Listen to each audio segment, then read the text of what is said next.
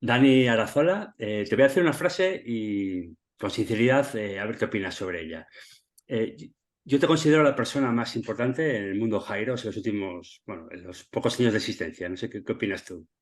En España, claro. Hombre, yo creo que, yo creo que no.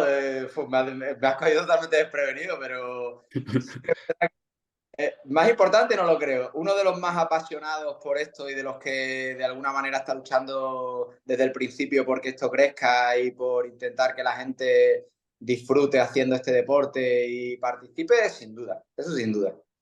Vale. Una advertencia, te escribí un WhatsApp ayer diciéndote que te iba a intentar exprimir lo más posible, hablando de entrenamiento, que es lo que principalmente quiero hablar contigo, que vamos a hablar de más cosas, pero sobre todo de entrenamiento y que tú pones el límite hasta dónde llegar, porque supongo que habrá cosas que será para la gente, tus entrenados, o para la gente que esté en Heroes Academy, pero bueno, es una advertencia que te hice, así que tú pones el límite. Yo te voy a intentar exprimir lo que pueda para la gente que nos escuche. Intentaré estar a la altura, Toño, a ver qué pasa. Vale. Vale. ¿Cómo conociste Heroes y sobre todo el primer pensamiento que te vino a la cabeza cuando dijiste, hostia, ¿esto qué es? ¿Lo Pues mira, recuerdas? lo conocí hace unos años, justo además antes de la pandemia, viendo vídeos en YouTube, buscando cosas de entrenamiento, como hacemos siempre los frikis de los entrenadores, buscando cosas nuevas. Ya me encontré con las primeras competiciones de Airos. A través de, además, de Hunter, porque yo a Hunter le conozco de una época previa que él ya corría Spartan Race y ya le conocía de aquella época y Ujú. le vi haciendo alguna competición de este tipo. Entonces me llamó muchísimo la atención y empecé a indagar un poco. Justo unos meses después me llamó un amigo mío, que no sé si le conocerás, que se llama Paco Bravo, que es Sí, un chico de de CrossFit. que fue de hecho el Que ha primer estado español en los Games, ¿no? esto, efectivamente los games y tal. Y Paco es compañero de trabajo porque también es licenciado en educación física, él es profesor y bueno, es un apasionado del CrossFit, también del entrenamiento funcional. Y me llamó un día y me dijo, Dani, tengo algo para ti que te va a encantar. Y me lo presenté y le dije, tío, ya vas tarde, ya estoy empapado. Y me dijo, pero esta no te la sabes. Y le digo, a ver, sorpréndeme. Y me dijo, van a hacer un clasificatorio online a nivel mundial, porque fue además justo después de la pandemia. Sí. Entonces, claro, fue el primer mundial que se hizo y lo hicieron, el clasificatorio del mundial se hizo vía online. Entonces nos presentamos los dos al clasificatorio. Ujú. Sí, sí, hicimos los dos y nos clasificamos los dos para el mundial. Yo quedé segundo, me parece, y Paco tercero o algo así. Y en la general quedamos los dos ahí entre los 10 primeros. Hicimos bastante buena posición los dos. Es que no me acuerdo ni de los WOD, pero había un WOD que era con remo y balones, otro que era con dumbbells y burpees, y luego había que correr, me parece que era un 3000 cronometrado o algo así y se hacía una clasificación vía online, como para cualquier competición de CrossFit internacional, y había que hacer todos los WODs en un mismo día. Y eso fue así fue como nos metimos los dos de lleno. Cuando nos clasificamos nos llamó un señor que se llamaba Álvaro Taracena y me llamó por teléfono y me dijo, buenas tardes, soy Álvaro Taracena, soy el responsable de Airos España, que Airos va a tener una franquicia aquí en España y que sepas que, bueno, que te has clasificado para el Mundial y que queremos facilitarte las cosas para que por primera vez un español esté en un Mundial de Airos. Y así empezó todo. Fuimos al Mundial de Leipzig en Ujú. 2000. Eso es. Luego hablaremos de tu faceta competitiva, pero mira, ahora has hablado de Álvaro Taracena, que no sé si se considera el CEO de Eiros España o el Sí, sí. director o... ¿Tú eres no sé si el responsable o el encargado de la formación de Jairos Academy? ¿Qué relación tienes tú con Jairos España? Aparte de esto, ¿o solo es esto? Pues mira, tengo dos tipos de relaciones que yo creo que podría decir hasta que se solapan, ¿no? Tengo una relación profesional en la que ellos contratan mis servicios. Yo no soy parte de la empresa Aero España, pero ellos contratan mis servicios para que yo imparta, como, bueno, me han dado, hay un, digámosle, no es una titulación, pero bueno, es como un responsable de formación en cada uno de los países que tiene el formato IELTS y esa persona tiene que cumplir una serie de características y es la que da toda la formación de IELTS. todos los cursos de instructor de Airos a lo largo de todas las temporadas. Que para que lo sepas, que no si eres, bueno, yo creo que tú eres consciente, ya lo sabes, pero España es el sitio del mundo donde más formaciones de Airos se han hecho. Llevamos más de 300 instructores ya, o sea que es una auténtica pasada, ¿no? Entonces tengo esa relación profesional con ellos, pero luego de esa relación profesional, también es verdad que ha surgido una relación de amistad en cuanto a cooperación en varios sentidos, ¿no? Ellos pedirme a lo mejor consejos para algunas cosas y yo colaborar tanto interesada como desinteresadamente en muchísimas cosas con ellos, por un motivo principal, Toño, y es que yo soy un apasionado del deporte. A mí me encanta que la gente haga deporte y yo veo el formato Airos como un vehículo perfecto para que gente que nunca ha hecho trabajo de fuerza haga algo de trabajo de fuerza porque vienen de un más de resistencia, o para que gente que solo hace trabajo de fuerza en el gimnasio también se plantee hacer otro tipo de trabajo de resistencia y se introduzcan en la carrera a pie. A mí como entrenador me parece un formato además interesante, entretenido, y entonces yo desde el principio he apostado por transmitir un poco este formato porque creo que funciona, porque yo lo vivo en nuestro centro, que muchísima gente estamos consiguiendo que venga a las clases y que haga este entrenamiento concurrente y que se lo pase bien. Entonces, solo por eso a mí me merece la pena. Genial. Pues vamos a pasar un poco a hablar de entrenamiento. Y bueno, el primer tema que quería tratar contigo es la zona 2, la famosa zona 2 de moda, cada vez más de moda, especialmente en los deportes de resistencia, la carrera, el triatlón, el ciclismo. Y ¿cómo lo planteas tú todo este tema de o entreno fuerte o entreno suave? ¿O no hay que abusar de los ritmos fuertes porque si no me voy a quemar, me voy a lesionar? Todo la vorágine que hay ahora cada vez más en el mundo del Kairos. Pues mira, como entrenador te voy a dar mi visión, que puede ser equivocado o no, pero es mi forma de entenderlo. Y es que nosotros en este formato de trabajo que tenemos de Airos tenemos un grandísimo problema.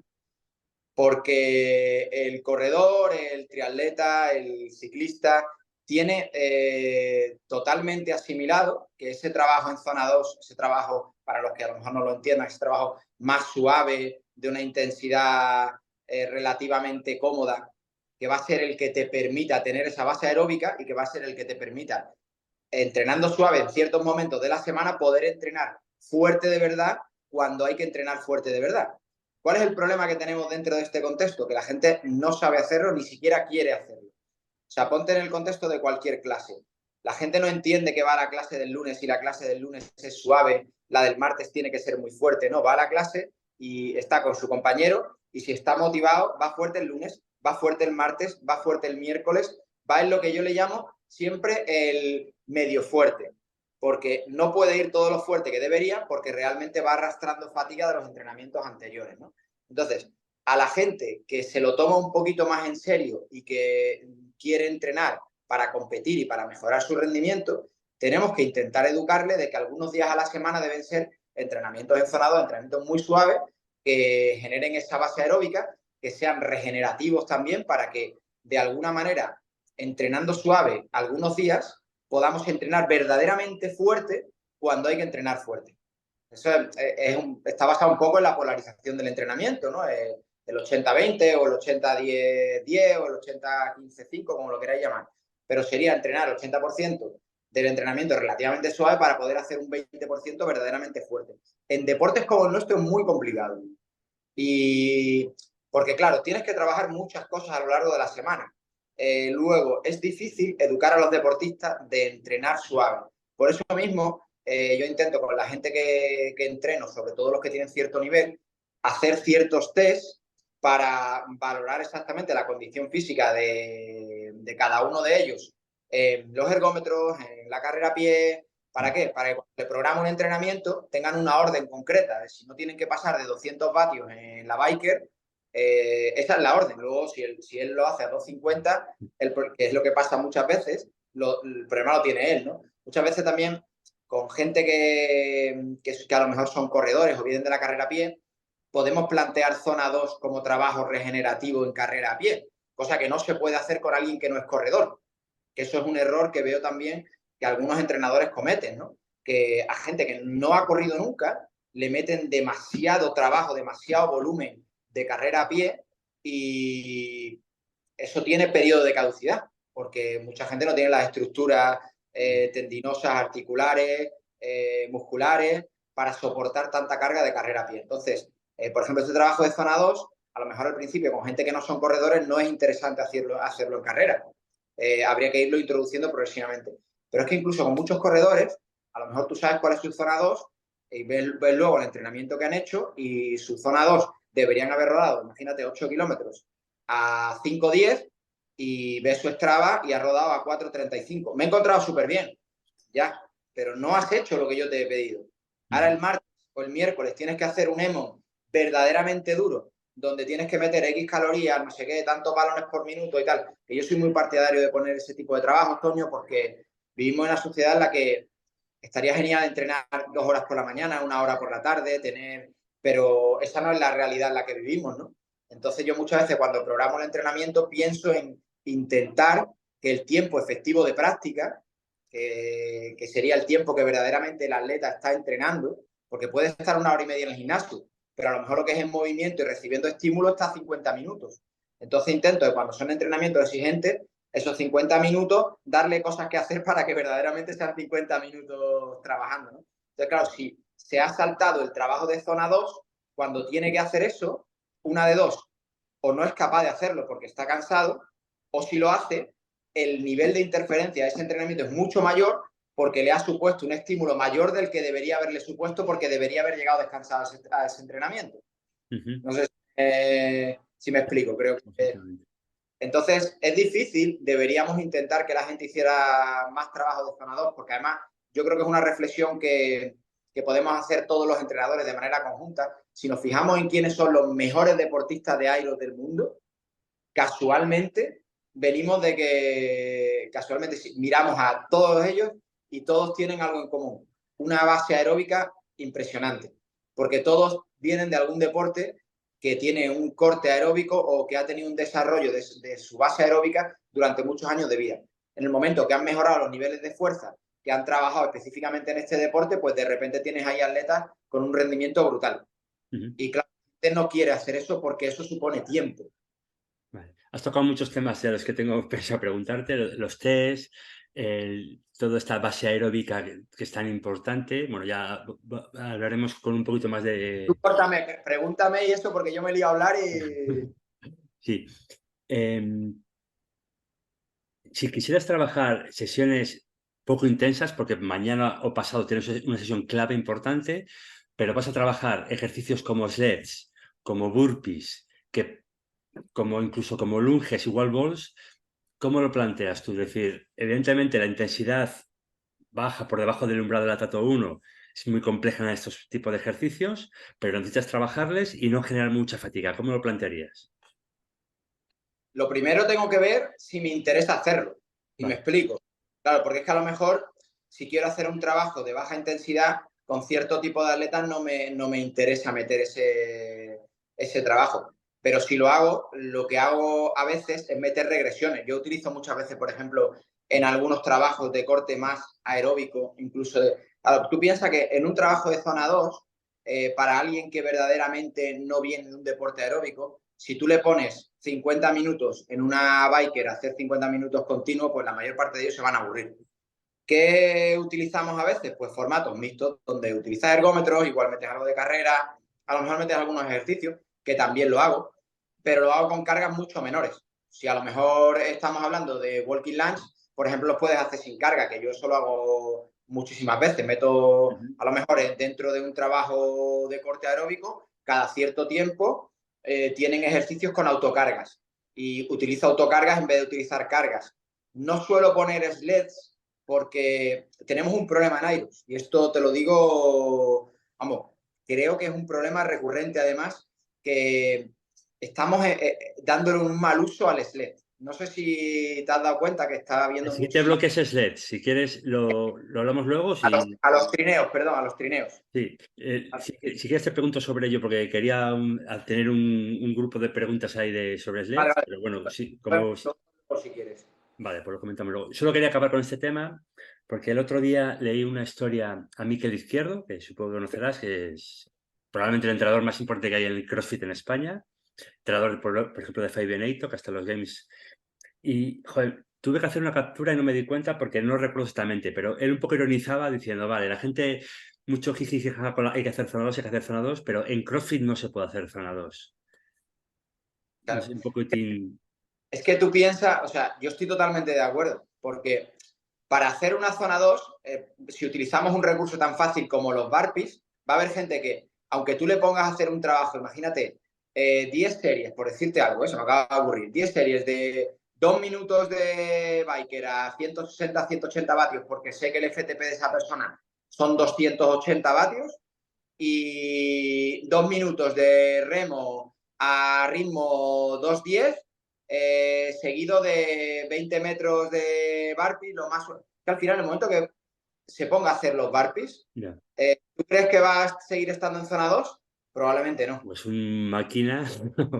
Claro, o sea, o es una auténtica máquina. A lo mejor en el caso de los walking lunge, alguien que tenga unos niveles de fuerza muy altos y que tenga un nivel de condición física grande, puede tomárselo y no está mal, porque, por ejemplo, cuando periodizas las temporadas, yo en el primer bloque de, a lo mejor si hago una ATR y meto en la primera parte de fuerza de base y de resistencia de base, ahí meto trabajos con autocargas porque días además suaves. ¿Por qué? Porque lo que quiero es trabajar bien la técnica, la movilidad, los rangos de movimiento. ¿Cómo le vas a exigir a alguien que haga bien unas zancadas con carga si antes no la ha trabajado bien sin carga para asegurarte de que llega con la rodilla al suelo, de que tiene la movilidad de tobillo, de cadera, de rodilla necesaria para hacer bien el movimiento?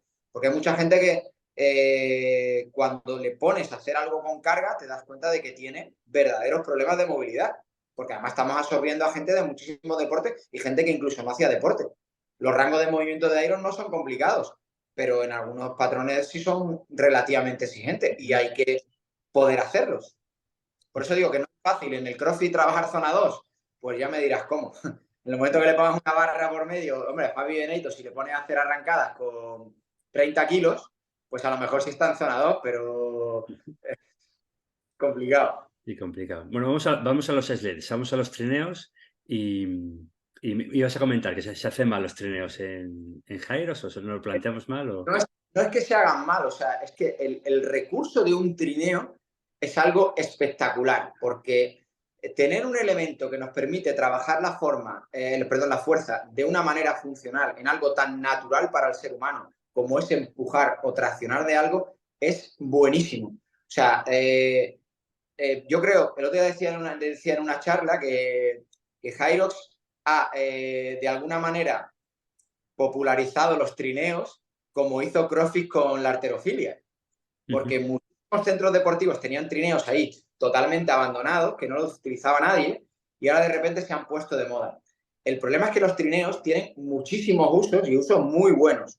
Y uno de los mejores usos quizá no sea cargar el trineo con 200 kilos y arrastrarlo.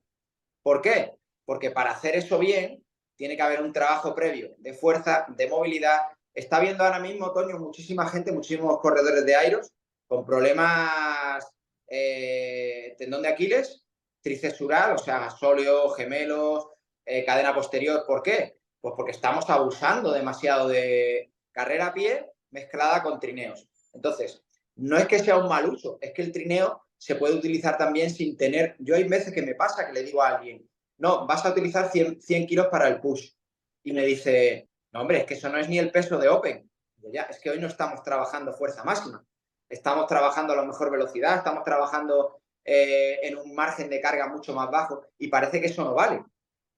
Entonces, por eso digo que a veces estamos abusando de trabajos con el trineo a cargas demasiado altas cuando no siempre es necesario. El trineo puede ser una herramienta magnífica para entrenamientos personales, para gente mayor, para poder trabajar con las cargas y los rangos de movimiento adecuados a ellos, pueden ser perfectamente útil. Y es que ya, si no le pones peso al trineo, parece que no estás haciendo nada. De hecho, yo ahora estoy intentando a algunos de los que entreno de ponerle otro tipo de patrones, no solo el típico patrón de tracción de trineo, ponerlo sentado, cambiarle las manos, que no puedan moverse, que no puedan utilizar patrón de peso muerto, que solo puedan utilizar patrón de sentadilla. ¿Para qué? Para trabajar la fuerza en diferentes rangos de movimiento, porque cuando luego te encuentras en la prueba que la técnica que tú has trabajado no te funciona, pues tiras de otros recursos, ¿no? Y aparte porque no siempre hay que trabajar con cargas muy altas, que los trineos de gallos llevan cargas altas y con ciertos deportistas pues hay riesgo, ¿no? de lesión, ¿no? No sé, Sí. por lo menos forma de verlo. Vale, cuando estuvimos juntos en Valencia sí que te comenté, pero bueno, lo voy a volver a comentar porque me parece un debate interesante, que la entrevista que le hicieron a Hunter McIntyre en Rock Live, comentaba que la gente entraba mucho trineo. Yo además añado que queda muy guay ponerlo en Instagram y Sí, no estoy totalmente. criticando a la gente pero es verdad que mola mucho por el trineo en Instagram, estas cosas mola menos. Y a lo mejor tenemos la percepción de que la gente entrena muchos trineos y a lo mejor entrena menos, porque justo lo que pone ese trineo, no lo sé, claro. Y que él daba mucha más importancia a lo que acabas de comentar antes, al trabajo de resistencia general, a la estamina o llámalo como quieras, el ser capaz de mantener una carga media durante mucho tiempo. Y que su planteamiento era que la gente se equivocaba por mover muchos pesos de manera muy habitual. Un poco la reflexión que hacía. De hecho, creo que Hunter, entre las cosas que él puede o que ha aportado al deporte, en este caso a Airos, porque Hunter, bueno, aunque compite en otras disciplinas y tal, ahora mismo es la referencia, lógicamente, dentro de Airos, por dos motivos. Primero, porque él viene de la carrera a pie, es un tío que viene haciendo atletismo toda la vida. La gente ve a Hunter y dice, ¿cómo puede correr alguien tan grande así? Porque Hunter lleva corriendo toda su vida. De hecho, solo te tienes que fijar en la pisada de Hunter y cómo se mueve Hunter cuando corre. Tiene muy buena eficiencia y técnica de carrera que para alguien tan grande como él es lo que le permite correr en el contexto de una prueba como Iros. Pero Hunter yo creo que la mayor virtud que tiene es la inteligencia que tiene compitiendo. Porque si te has fijado en alguna carrera de él, vas a ver a mucha gente que hace el primer largo y el segundo largo, a veces lo hacen entero un broken. Sí, O hacen el primer largo casi entero cuando paran. Cuando empiezas a sentir verdaderamente la fatiga y cuando empiezas a notar. Hunter no hace eso. Hunter hace 5 metros y se para. 5 metros y se para. Hay largos que lo fracciona 3 veces. sí, Para sí. siempre antes de llegar a un grado de fatiga. En definitiva, hace un clúster, que es un método de entrenamiento, es un clúster. Yo, como anécdota, yo en Madrid, hace unos días, yo paré 3 veces en todos los largos. Y yo digo, como Hunter, vea, como Hunter. Sí, sí. Me decía a mí mismo, no te emociones, que se separa, pues me motivo yo. Y cuesta mucho trabajo porque parece que, aparte siempre digo lo mismo, la carrera no se gana en los trineos, pero sí se pierde. O sea, si te vas demasiado, de hecho, ¿cuándo se separa verdaderamente la gente? No es que sea una separación global, pero ¿cuándo se rompe un poco entre los primeros y los que no van a estar primeros, salvo que haya alguna remontada y tal? Después del slam pool. Sí, ¿Por qué? Porque yo creo, vamos, esto son reflexiones mías personales, ¿no? Las comparto contigo y con todo el que nos escuche porque creo que es un aprendizaje que a lo mejor podemos hacer entre todos. Creo que ahí se suman varios factores. El primero es que venimos de hacer un trabajo metabólico de alta intensidad con la carrera, con el esquí, seguido de un trabajo muy demandante de fuerza, donde para que nos entendamos, al motor le acabamos de hacer así y acabamos de elevar el consumo de gasolina una barbaridad. Cuando corres después del primer trineo, que suele ser una carrera bastante, llamémosle desagradable, porque a nivel muscular estás bastante tocado después del push, cuando llegas al pull estás en un momento de la carrera en el cual llevas entre 15 16 hasta 20 y pocos minutos de esfuerzo continuado. Qué casualidad, Toño, que un test de FTP, ¿de cuánto tiempo lo hacemos en ciclismo y tal? De 20 20 minutos. minutos. Efectivamente. Y hay gente que si le hiciéramos, a lo mejor, no le puedes hacer un test de FTP porque evidentemente hay mezcla de ejercicios y tal, ¿no? Pero que si valoráramos la intensidad de trabajo que ha hecho durante esos 15, 18 primeros minutos y lo correlacionáramos con un test suyo de 20 minutos, nos daríamos cuenta que probablemente sería una intensidad muy pareja. Pero es que luego tiene que seguir durante bastante tiempo haciendo cosas. Entonces, ahí hablo yo siempre mucho de la gestión del esfuerzo, porque si empezáramos en Airos haciendo skier, pues entonces la cosa sería diferente, porque tú solo verías la pantalla del que está a tu derecha y al de tu izquierda. no verías al ritmo al que van los otros, pero como salimos todos corriendo, nadie se quiere quedar atrás. Ya corres el primer kilómetro rápido. Y luego en el trineo, como es muy visual ver exactamente dónde están todos los corredores, creo que muchos cometemos el error de dejarnos llevar por eso y de gastar demasiada energía en el push. Y luego en el pull se paga, porque el pull es un ejercicio que es bastante más lento que el push, porque al final el trineo lo tienes que acelerar más veces. Porque tú en el push, una vez que lo pones en movimiento, rompes la fricción inicial, pero en el pull no, cada tirón tienes que volverlo a arrancar. Si le sumas la elasticidad que tiene la goma, que solo te puedes mover en 1,8 metros y tal, al final se convierte en un ejercicio un poco más lento. Si vienes ya bastante cansado de lo anterior, hay muchísima gente que en el pool no pierde la carrera, pero pierde demasiado tiempo. Entonces, quizás una buena gestión, y eso hace Hunter. Si te fijas, destroza muchas veces la carrera al salir del push, aprovechando que la gente sale detrás de él en el push, pero no salen como él. Y si tú analizas alguna de las carreras de Hunter, vas a fijarte que en el 1000 de carrera, después del push, abre gas, lo que no te puedes imaginar. Y tú dices, ¿cómo ha podido correr tan fuerte este 1000 cuando yo iba arrastrado? Claro, porque tú has llegado a unos límites probablemente que Hunter no ha llegado. Y creo que es un motivo por el que algunos corredores, a lo mejor más ligeros, tienen verdaderos problemas, porque para poder solventar el push en los mismos tiempos que hace gente más fuerte que ellos, necesita poner recursos energéticos mucho más costosos. Ejemplo claro es Thiago Losa. Para no quedar descolgado, no puede dedicarse a fraccionar, hacerlo a su ritmo, porque si hace eso, ya les va. Efectivamente. Genial. Vale, cambiamos un poco. Quería hablar un poco más sobre entrenamientos de... Al final, no sé si tú tienes un nombre, yo lo llamo estamina, pero al final de la capacidad de mantener un ritmo medio durante mucho tiempo, variando de diferentes workouts, ejercicios y carrera, esa capacidad, ¿tú cómo lo planteas entrenando? Es algo que es evidente, lo acabas de comentar tú, que es algo que es quizás no a lo mejor la mayor clave, aparte de tu capacidad de correr para ser bueno en gyros, para mejorar en gyros, pero hay que plantearlo de diferentes maneras de entrenamiento. ¿Tú cómo lo planteas con la gente que entrenas? ¿Cómo haces que vayan mejorando cada vez más esa capacidad de mantener un ritmo medio? Pues mira, yo creo que hay un aspecto fundamental, que es no saltarse esa primera fase de la temporada donde haces la base aeróbica. ¿Por qué? Porque es implanteable un ritmo medio alto sin tener una buena base aeróbica. Porque en una prueba como Iros, donde hay momentos en los que tu intensidad de trabajo va a ir siempre por encima del segundo umbral, quieras o no, porque vas a tener que vencer una resistencia en los trineos, que probablemente si compites en Pro o si compites en Open y los pesos suponen un desafío importante para ti, vas a estar permanentemente haciendo esfuerzos por encima de ese segundo umbral. Pero claro, necesitas volver abajo de ese segundo umbral para poder seguir trabajando, ¿no? Entonces, claro, lo que mucha gente no sabe es que esa capacidad de trabajar por encima del segundo umbral está reforzada por una buena base aeróbica, que es la que te permite recuperar de esos esfuerzos tan grandes. Entonces, nunca vas a ser capaz de hacer grandes esfuerzos si no tienes de mantenerlos en el tiempo. Otra cosa es que vengas de un deporte o vayas a competir en un deporte donde la manifestación de ese deporte sea 1 minuto o sean 5 minutos, sea una manifestación pura de consumo máximo de oxígeno.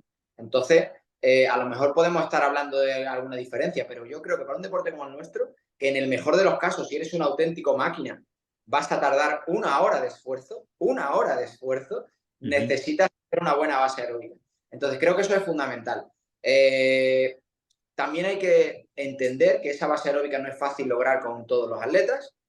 Y luego, durante la temporada, yo intento hacer una serie de trabajos, primero de base aeróbica, aumento progresivo de la intensidad en ciertos entrenamientos, hasta llegar a unos bloques de entrenamiento que yo les llamo VO2 más. Bueno, yo le llamo VO2 más, no, que se llama consumo máximo de oxígeno. Sí. Pero bueno, para que la gente lo entienda, es un periodo de la temporada que de alguna forma cierra el ciclo de alta intensidad previa a las competiciones, para luego bajar y llegar un poco como descansado, ¿no?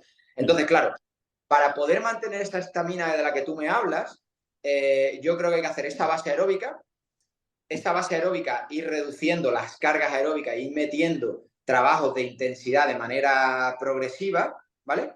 Y luego bajar el volumen y meter trabajos de alta intensidad en 2 o 3 momentos puntuales de la semana o del ciclo de 15 días, para que esos entrenamientos de alta intensidad se hagan cuando ya tienes esa base aeróbica y cuando ya tienes ese trabajo de intensidad, digamos, por debajo del segundo umbral hecho antes. ¿Cuál es el problema? Por lo menos, como yo lo veo como entrenador, que la gente no hace eso. La gente hace algo de base aeróbica y ya pasa a hacer alta intensidad. Ya. Entonces, claro, no educas a tu cuerpo a tener los recursos para cuando te has metido en un lío, porque todos nos metemos en lío en alguna competición, porque te has pasado de ritmo, necesitas volver atrás y recuperarte, ¿no? Entonces, cuanto mayor sea tu capacidad y tu flexibilidad para trabajar por encima y por debajo de los umbrales, evidentemente mayor va a ser digamos, mayores van a ser tus prestaciones hay atletas de élite que estoy convencido de que si le hiciéramos un seguimiento de su... O sea, claro, es que esto es inviable en un deporte como Iron, ¿no? Pero si pudiéramos hacerle un seguimiento, veríamos que periodos de máxima intensidad, a lo mejor en el 1000 de carrera a pie, son capaces de volver a estar otra vez en una intensidad correlacionable como con el FTP o con el segundo umbral, después de haber estado muy por encima de eso, ¿no? Y a lo mejor van recuperando corriendo a unos ritmos de carrera a pie que pueden ser muy altos. Pero claro, es que esos ritmos de carrera a pie tan altos, a lo mejor para él, en un trabajo aislado, es un trabajo por debajo del segundo umbral. No sé si me... Sí, Si sí. me...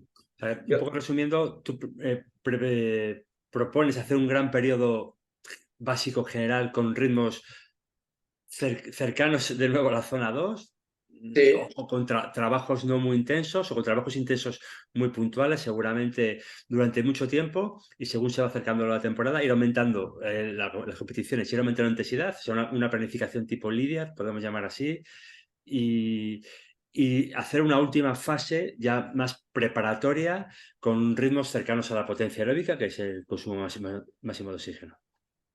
mira, hacia grandes rasgos, si planteamos un... Pero eso no quiere decir hacer periodos muy largos de entrenamiento como la planificación tradicional de 3 meses haciendo base aeróbica, porque en el contexto nuestro eso nadie lo va a querer hacer, Toño. Eso yo puedo hacerlo, como entrenador lo puedo hacer con un atleta de superélite, que diga, mi objetivo es este y soy consciente de que voy a hacer esto. Te pongo un ejemplo, mira, ahora que ha aparecido Pelayo, que el otro día apareció Sí. y vio allí en el Irox de Madrid y tal, mucha gente no le conocía o no le conocíamos, y resulta que Pelayo, ya después de haber visto un poco quién es un chico que ha estado en el Ironman de Hawái, que ha hecho 8:59 en Kona. O sea que para los que vengan del triatlón, bajar de 9 horas en un Ironman como Kona, que es muy difícil por las características que tiene un motoraco tremendo. Pues Pelayo probablemente durante el verano y tal, seguramente habrá montado bastante en bici, habrá corrido bastante, habrá hecho una base aeróbica voluntaria o involuntariamente. Y ahora, cuando ha empezado la temporada, pues habrá empezado a trabajar más específico, movimientos de aeros, a lo mejor habrá hecho un trabajo de fuerza que luego lo ha llevado un poco más al contexto de aeros. Y yo lo que planteo es hacer algo así, pero mucho más reduccionista, porque si lo hace a gran escala la gente se aburre. Entonces, a lo mejor puedes plantear un mes o un mes y medio, lo que sería hacer un ATR más pequeñito, que es un ciclo de acumulación, transformación, realización, donde se le da predominancia al trabajo aeróbico, al trabajo de fuerza, al trabajo con autocargas, progresar a un segundo ciclo, que a lo mejor es otro mes solo, donde ya haces trabajo de intensidad, que eso ya le gusta más a la gente, pero es una intensidad que está un poco más controlada y que como cierre de ese ciclo vamos a una alta intensidad, que luego baja para acercarse a la competición y donde ya buscas ritmos específicos de competición, porque en los periodos de alta intensidad incluso trabajas intensidades supra competición. Correcto, sí, sí, eso es. ¿Ves? Pero luego hay que buscar trabajar esos ritmos de competición. Eso la gente no lo entiende, porque si ha podido hacer series, imagínate, en el remo a 1:40 y luego le estás pidiendo 3 semanas antes de la competición que las haga a 1:50, dice, pero sí que puedo 1:40 ya, pero es que yo quiero que tú ese ritmo de 1,50 lo automatices, porque estamos justo en el momento de competición, y va a ser tu ritmo de competición. No es el ritmo de 1,40, porque si vas a 1,40 te vas a suicidar. Vale. Sobre Pelayo, solo comentar que va a ser el segundo entrevistado del canal, aunque la entrevista se la he hecho antes que a ti, justo hace 2 horas, y va a ser súper interesante cómo planteó la temporada. Ya verás, quizá te va a sorprender cómo se lo plantea él, pero ya te anticipo que Pelayo sabe la tira de entrenamiento. ¿Sabes lo que pasa? Que como este mundo es muy pequeño, que aquí nos conocemos todos, ya me he enterado también que Pelayo creo que además está entrenando en algunos periodos, no sé si me equivoco, con uno de los mejores entrenadores de triatlón de España, que es Jaime Menéndez del Barca. Correcto, lo hemos comentado. Creo que lo hemos comentado fuera de micro, o sea, fuera de grabar, pero lo hemos estado hablando, sí, sí. Entonces, claro, es que cuando tú has competido a cierto nivel, y estamos hablando de un nivel alto, en un deporte como el triatlón, aquellos deportistas que verdaderamente se integran dentro del proceso de entrenamiento y quieren aprender, no solo hacer lo que te dice tu entrenador, sino entender por qué tu entrenador te dice esto. El triatlón de larga distancia llega a ser un deporte bastante científico, donde hay muchos estudios y donde si das con un entrenador como Jaime, que es una referencia aquí en España, por ejemplo, de todo lo que es el tema aerodinámico en bici, es uno de los pioneros en España de la programación del entrenamiento por vatios. Pues evidentemente, si Pelayo ha estado trabajando con él mucho tiempo, de esto tiene que saber. Esto tiene que saber. Bueno, eso ya lo veremos en la próxima. Vale, fuerza, trabajo de fuerza. Es importante, evidentemente, ser capaz, ser fuerte en gyros. No sé cómo ves la interferencia entre el entrenamiento de resistencia con el entrenamiento de fuerza un poco más cercano a rangos de fuerza máxima. ¿Cómo lo planteas tú la temporada? Depende de cada atleta, supongo, también. Claro, claro. Es que, el problema es que es un aspecto muy variable, porque efectivamente tú lo has dicho. Bueno, yo creo que la clave siempre de todos los entrenadores es el depende, ¿no? Y el riesgo que corremos ahora, sobre todo si se hacen programaciones, lógicamente hay muchísima gente que entrena con programadores online, porque, bueno, no es posible ir a entrenar a un centro deportivo con un entrenador y tal. El problema de una programación que sea totalmente generalista es que a lo mejor el trabajo de fuerza que está muy bien planificado y que a cierta persona le puede venir muy bien de una manera, a lo mejor a ti concretamente no te viene bien porque tú necesitas más o menos de ese trabajo de fuerza. Yo creo que lo más importante de todo otoño, ya no te digo a nivel de rendimiento, creo que lo más interesante que ha conseguido Airos es que muchísima gente que no se planteaba hacer ningún tipo de trabajo de fuerza, que le aburría, que no le interesaba, que por mucho que le digamos los entrenadores, no, es que usted tiene que hacer fuerza, es que para poder correr tiene que estar fuerte, es que si quiere seguir corriendo el año que viene, tiene que estar fuerte. Da igual, a la gente hasta que no le duele algo de verdad o no tiene un Claro. problema, no lo va a hacer, ¿vale? ¿Cuántos ciclistas, por ejemplo, de semiélite no hacen trabajo de fuerza porque dicen, Buah, la bici ya requiere mucho tiempo? Yo la fuerza la hago cuando hago series Encuesta. con Ujú. encuesta o con tranca, como le dicen, con atrancado y tal. Sí, pero lo que ha conseguido Airo es que muchísima gente que no hacía trabajo de fuerza la haga.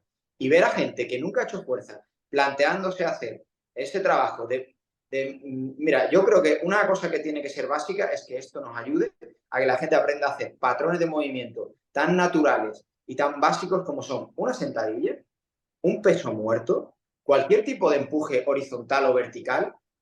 Este tipo de trabajo ahora están dentro de los patrones de movimiento de aire. Y hay gente que antes no se lo planteaba.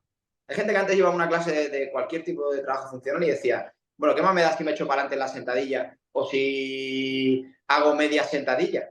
Pero ahora te dicen, hostia, es que tengo que bajar porque si no me dan no repel los wall. Ujú. Sí, sí, sí. Literal. O sea, literal. Entonces, creo que eso está alejado del rendimiento. No estamos hablando de rendimiento ahora, estamos hablando de conseguir que gente que no hacía fuerza haga trabajo de fuerza porque, no sé, yo siempre me voy a esta frase de Vadillo que dice que el ser humano con respecto al deporte solo puede hacer dos cosas, tomar decisiones y aplicar fuerza. Sí, sí, sí. Entonces, claro, si lo está diciendo, si lo decimos tú y yo, no somos nadie, pero si lo dice Vadillo será por algo.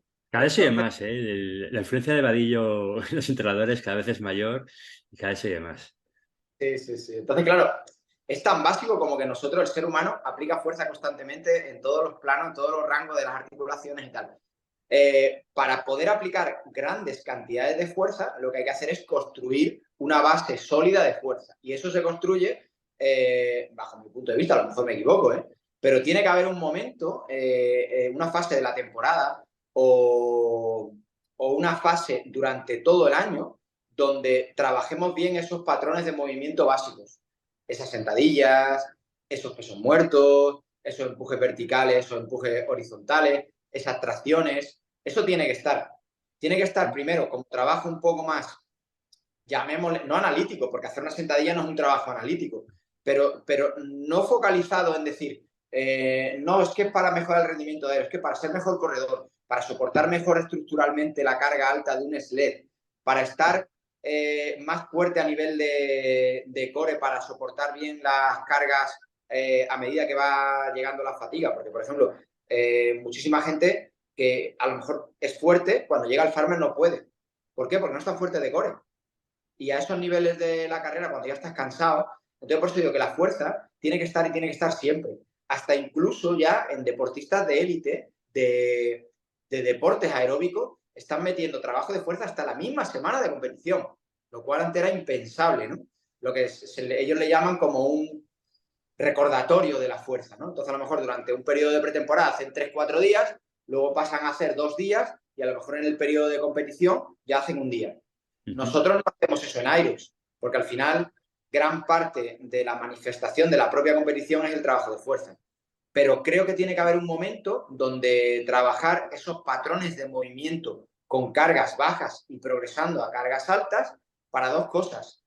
Reforzar estructuralmente al deportista para que no se haga daño y dotar de esos recursos musculares, tendinosos, articulares para aplicar fuerza luego en situación de fatiga. Sí, Porque sí. tú vas a... No sé si esto es algo que tú lo has escuchado, pero yo lo escucho siempre, ¿no? Es que los LED el día de la competición me pesaban el doble, claro. Porque es que la fatiga que has hecho, la fatiga generada por esos 2 primeros miles o 3 primeros miles de carrera a pie, con el skier, con la intensidad demasiado alta de salida, con el estrés que genera la salida y tal, eso hace que cuando tú llegas al trineo, el grado de fatiga es alto, la intensidad es muy alta. Entonces, el grado de percepción de esfuerzo va a ser altísimo. Por eso digo que creo que trabajar la fuerza debe ser una parte fundamental de la temporada, pero de toda la temporada.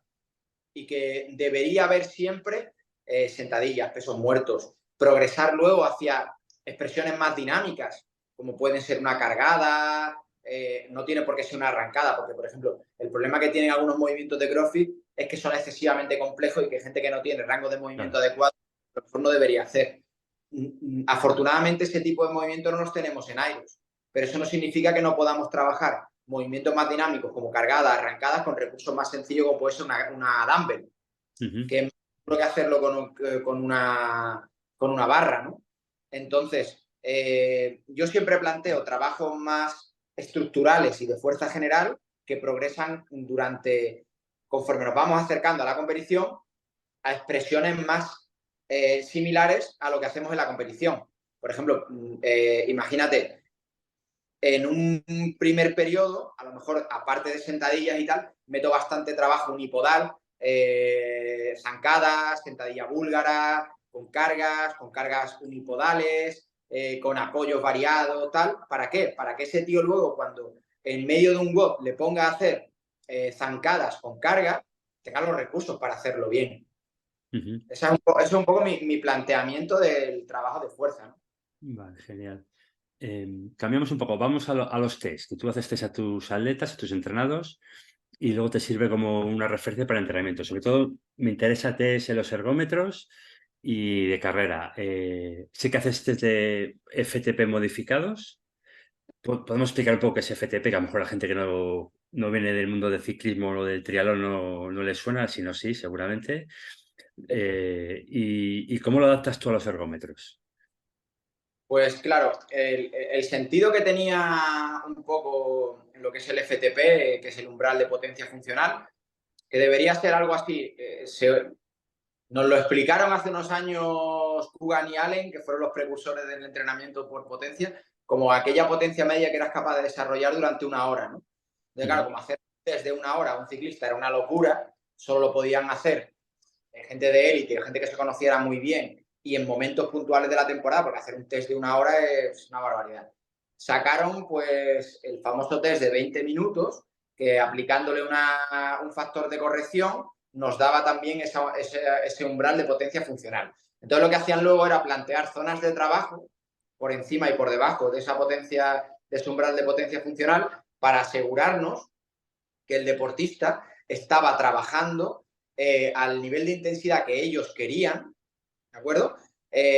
Con algo mucho más sencillo de medir y menos alterable como es la potencia. Porque claro, el problema que tenía, lo que hemos hecho siempre, que es la frecuencia cardíaca, es que, claro, está mediada por una serie de factores. Si tú un día estás mal o has descansado mal, si eres una mujer y estás en el ciclo menstrual, hay muchas cosas que pueden alterar la frecuencia cardíaca. Entonces, prescribir entrenamiento solo por frecuencia cardíaca era un poco complejo. Sí. Surgieron los vatios y, claro, a raíz de esto, lo que pasa es que hemos como involucionado, no sé si, porque antes los vatios era Dios, y lo que decían los vatios era tal, pero claro, ahora los entrenadores modernos se están dando cuenta, y los que somos los que nos gusta estar al día y seguir aprendiendo, nos estamos dando cuenta que el ser humano no es un ordenador. Y ya hay muchos entrenadores que dicen, vale, vale, los vatios están bien, pero es que los vatios están en un contexto. Y en este contexto hay que analizar también otros aspectos como puede ser la frecuencia cardíaca, otro aspecto como puede ser la percepción del esfuerzo y hacer unificar todo aquello para sacar la máxima información posible del atleta. ¿Cuál es el problema? Que si tú entrenas a gente online, eso no lo puedes hacer. Porque tú no puedes hablar todos los días con la gente para decirle, oye, mira, ¿cómo has dormido hoy? ¿Estás midiéndote la variabilidad de la frecuencia cardíaca por la noche? ¿Has descansado? ¿Cuántas horas has dormido hoy? ¿Te encuentras bien? ¿Te has peleado con tu pareja? ¿Cuántas horas has trabajado? Entonces, una forma de controlar mínimamente la intensidad es utilizar los vatios. Los ergómetros de Concept, Concept, o sea, que Airos ha hecho uno de sus grandes éxitos, es plantear una carrera donde todo, entre comillas, tú piensas que si Airos fueran repeticiones sería incontrolable. ¿Dónde hay repeticiones solo? En los World. ¿Por qué? Porque hay un juez por persona. Pero si el resto de ejercicios fueran repeticiones, sería incontrolable. Porque tendrías que tener miles de jueces. Sí, sí, sí. Al ser distancias, hay unos estándares de movimiento y luego simplemente lo que hay es que recorrer esa distancia con esos estándares de movimiento. Cuando se plantearon los ergómetros, la única forma de asegurarte de que lo que estaba midiéndose en España es exactamente igual que lo que se mide en Estados Unidos, en Australia, donde sea, es utilizar los únicos ergómetros que miden con fiabilidad perfecta, si están en buenas condiciones, que son los ergómetros de Concept.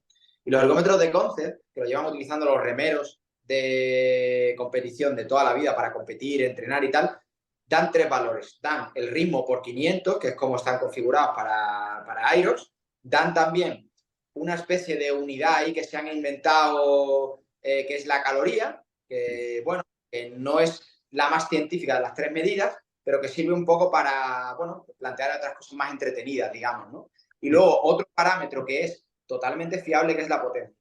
Entonces, claro, si tú tienes conocimiento sobre el entrenamiento con potencia, puedes extrapolar esos conocimientos y sacar zonas de trabajo en los ergómetros. Siempre que tengas en cuenta que no es lo mismo producir potencia en una bicicleta, donde tú te puedes mover en la bicicleta, donde puedes cambiar de posición, donde el viento, la temperatura son variables, no puedes extrapolar esos test, porque claro, yo no soy partidario de hacerle a nadie un test de 20 minutos en un esquiero, en un remo, porque probablemente no van a ser capaces, a no ser que sean remeros, de hacer un test en condiciones de ese tiempo. Ahora, en cambio, hago test de consumo máximo de oxígeno, por ejemplo, o incluso algunos test de un minuto, o test de potencia pico, para poder calcular las zonas de trabajo por potencia y poderle decir al atleta, hoy tienes que hacer 5 series de remo. Si tú no le dices cómo tiene que hacer esas 5 series de remo, el atleta, ¿cómo las va a hacer? Fuerte. Si está bien, la va a A hacer todas. fuerte. Si está cansado, pues las va a hacer más flojo, pero ¿por Como qué? puedas. Porque está cansado. Ahora, si tú le has hecho los test y quieres que trabaje en esta zona de FTP, pues le dices al atleta, tienes que hacer 5 series de 1000 metros en el esquí, por decir algo, y Sí. las tienes que hacer a ritmo de 1,50 a 1,52. Y el atleta no tiene por qué saber si está trabajando segundo umbral, primer umbral, FTP, a lo mejor no sabe ni lo que significa. Sabe que tú le has dicho 1 minuto de descanso y 1,50 a 1,52. Y se tiene que mover ahí.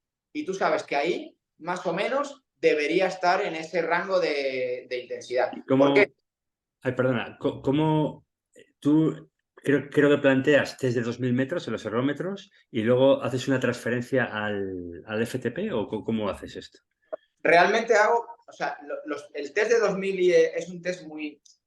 Te digo, ¿por qué? Porque es un test que utilizo un poco más de cara, ¿cómo te diría? A la galería y al atleta. Y te digo por qué. Ujú, Porque un test de 2000 metros no es correlacionable con un consumo de oxígeno máximo. Porque un test de consumo de oxígeno máximo, hecho que no sea en laboratorio, normalmente se suele utilizar un test de 5 minutos. ujú, Que realmente ni siquiera debería ser así, Toño, porque no es lo mismo hacer un test de 5 minutos de BAM, o sea, lo que sería de velocidad aeróbica máxima corriendo, a un corredor que a una persona que no sea corredora, y no es lo mismo hacer un ergómetro parado a alguien que sabe remar bien y a alguien que realmente no tiene buena técnica. Porque claro, para producir potencia ya, corriendo o velocidad, perdón, velocidad corriendo o potencia en el ergómetro, hay que tener buena técnica. Pero bueno, un test de 5 minutos es algo que todo el mundo puede hacer, ¿vale? ujú, Y la idea es hacer un test de consumo máximo de oxígeno y calcular de manera teórica una aproximación a la zona. Y digo una aproximación, porque eso no significa que sea científicamente exacto. Pero ¿cuál es el objetivo de todo esto? Es que haya cierto control sobre las cargas de entrenamiento. Y sobre todo, con ese control, llegar el momento de la prueba y decir al atleta, el 1000 lo tienes que hacer a ritmo de 1,54 a 1,56. Olvídate del que está al lado, olvídate de no sé qué, haz 1,54, 1,56. Y si el atleta quiere aprovechar bien las cosas, va a ir a 1,54, 1,56. ¿Qué es lo que pasa muchas veces? Que va a 1,49. Llega al trineo y dice, ¡buah! Con lo bien que iba, llegué al trineo y estallé. Ya, pero es que has corrido más rápido de lo que deberías y has ganado 10 segundos en un ergómetro que a nivel de consumo energético es muchísimo y a nivel de tiempo es poquísimo. ¿Vale? Entonces, la idea un poco de los ergómetros es conseguir trabajar con más seguridad a alta intensidad, por ejemplo. Es interesante ponerle a alguien unas series de consumo máximo de oxígeno en el ergómetro para que no las haga siempre corriendo, porque si siempre las hace corriendo y no es corredor, igual se puede hacer daño. Pero los ergómetros podemos plantear ese trabajo por potencia, podemos tenerlo muy controlado y para eso utilizo esos test de 5 minutos. Me preguntabas por el test de 2000, que también lo utilizo a veces, ¿por qué? Porque el 2000 es la prueba reina, digamos, de los ergómetros, ¿no? Porque el 2000 de remo es la prueba reina del remo. Entonces, claro, cuando el atleta muchas veces quiere conocer su nivel, es muy fácil en cualquier lado mirar exactamente qué tiempo puede hacer en un 2000 de remo y entender cuál es su nivel. Entonces, ese es más un test que muchas veces planteo a nivel de, bueno, pues más para el atleta, ¿no? Yo luego saco datos de ese test, pero sí que es verdad que va mucho más allá del consumo máximo de oxígeno, entonces no es un test muy preciso para calcular zonas, ¿vale? Eso es lo que... ujú. Perfecto, vale, cambiamos un poquito. Bueno, hemos hablado un poco de ello. Estamos hablando de cargas externas, de velocidades, de pesos. Y me gustaría hablar un poquito solo de carga interna contigo. Hemos hablado de pulsaciones para que la gente entienda eso. La carga externa es la velocidad corriendo o la potencia en bici o el número de peso y qué velocidad le muevo en una sentadilla. Y la carga interna es lo que ocurre en mi cuerpo. Y la manera que tenemos de medirlo los entrenadores es con pulso, que es inexacto, corriendo o todo en general con lactato. Quizás podemos incluso medir la glucosa en sangre de aquella analizadores de glucosa e incluso el cociente respiratorio, que es el porcentaje que utilizamos de carbohidratos o de grasas durante el ejercicio. No vamos a entrar aquí porque creo que es demasiado técnico, pero ¿conoces algún tipo de estudio o gente que haya trabajado con este tipo de pulso aparte, evidentemente? o no conoces a nadie. Sé que Alphonse Deus ha pillado una del CEO de Lactato, que la ha puesto en Instagram. Ya le preguntaré cuando le entreviste qué datos saca de ello, pero... ¿O no eres Eh, partidario de utilizar esto? claro, a ver, ahora mismo aquí hay un problema y te digo cuál es mi visión. Un analizador de lactato vale la mitad de dinero que un Garmin, por ponerte un ejemplo. Ujú. Es una herramienta de trabajo espectacular, pero si no la utilizas como verdaderamente la tienes que utilizar, no sirve absolutamente para nada. Es una pérdida de tiempo total.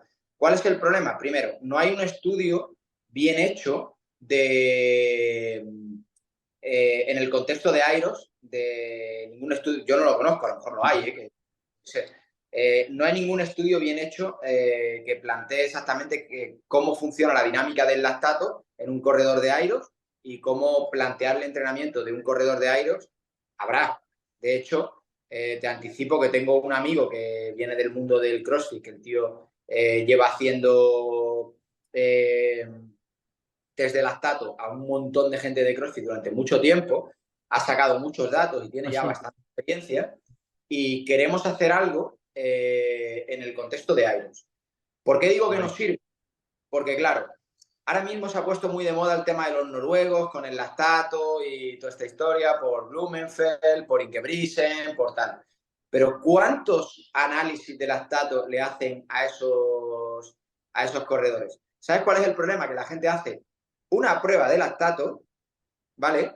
Saca unas zonas y ya está. Y como mucho mide otra vez de vez en cuando. Y eso no sirve de nada. Eso no sirve absolutamente de nada. Entonces, claro, o tú haces un seguimiento de ese entrenamiento con el lactato o realmente tienes un buen valor de carga interna que aporte información, pero no puedes prescribir todo el entrenamiento en base a lo que has hecho una vez.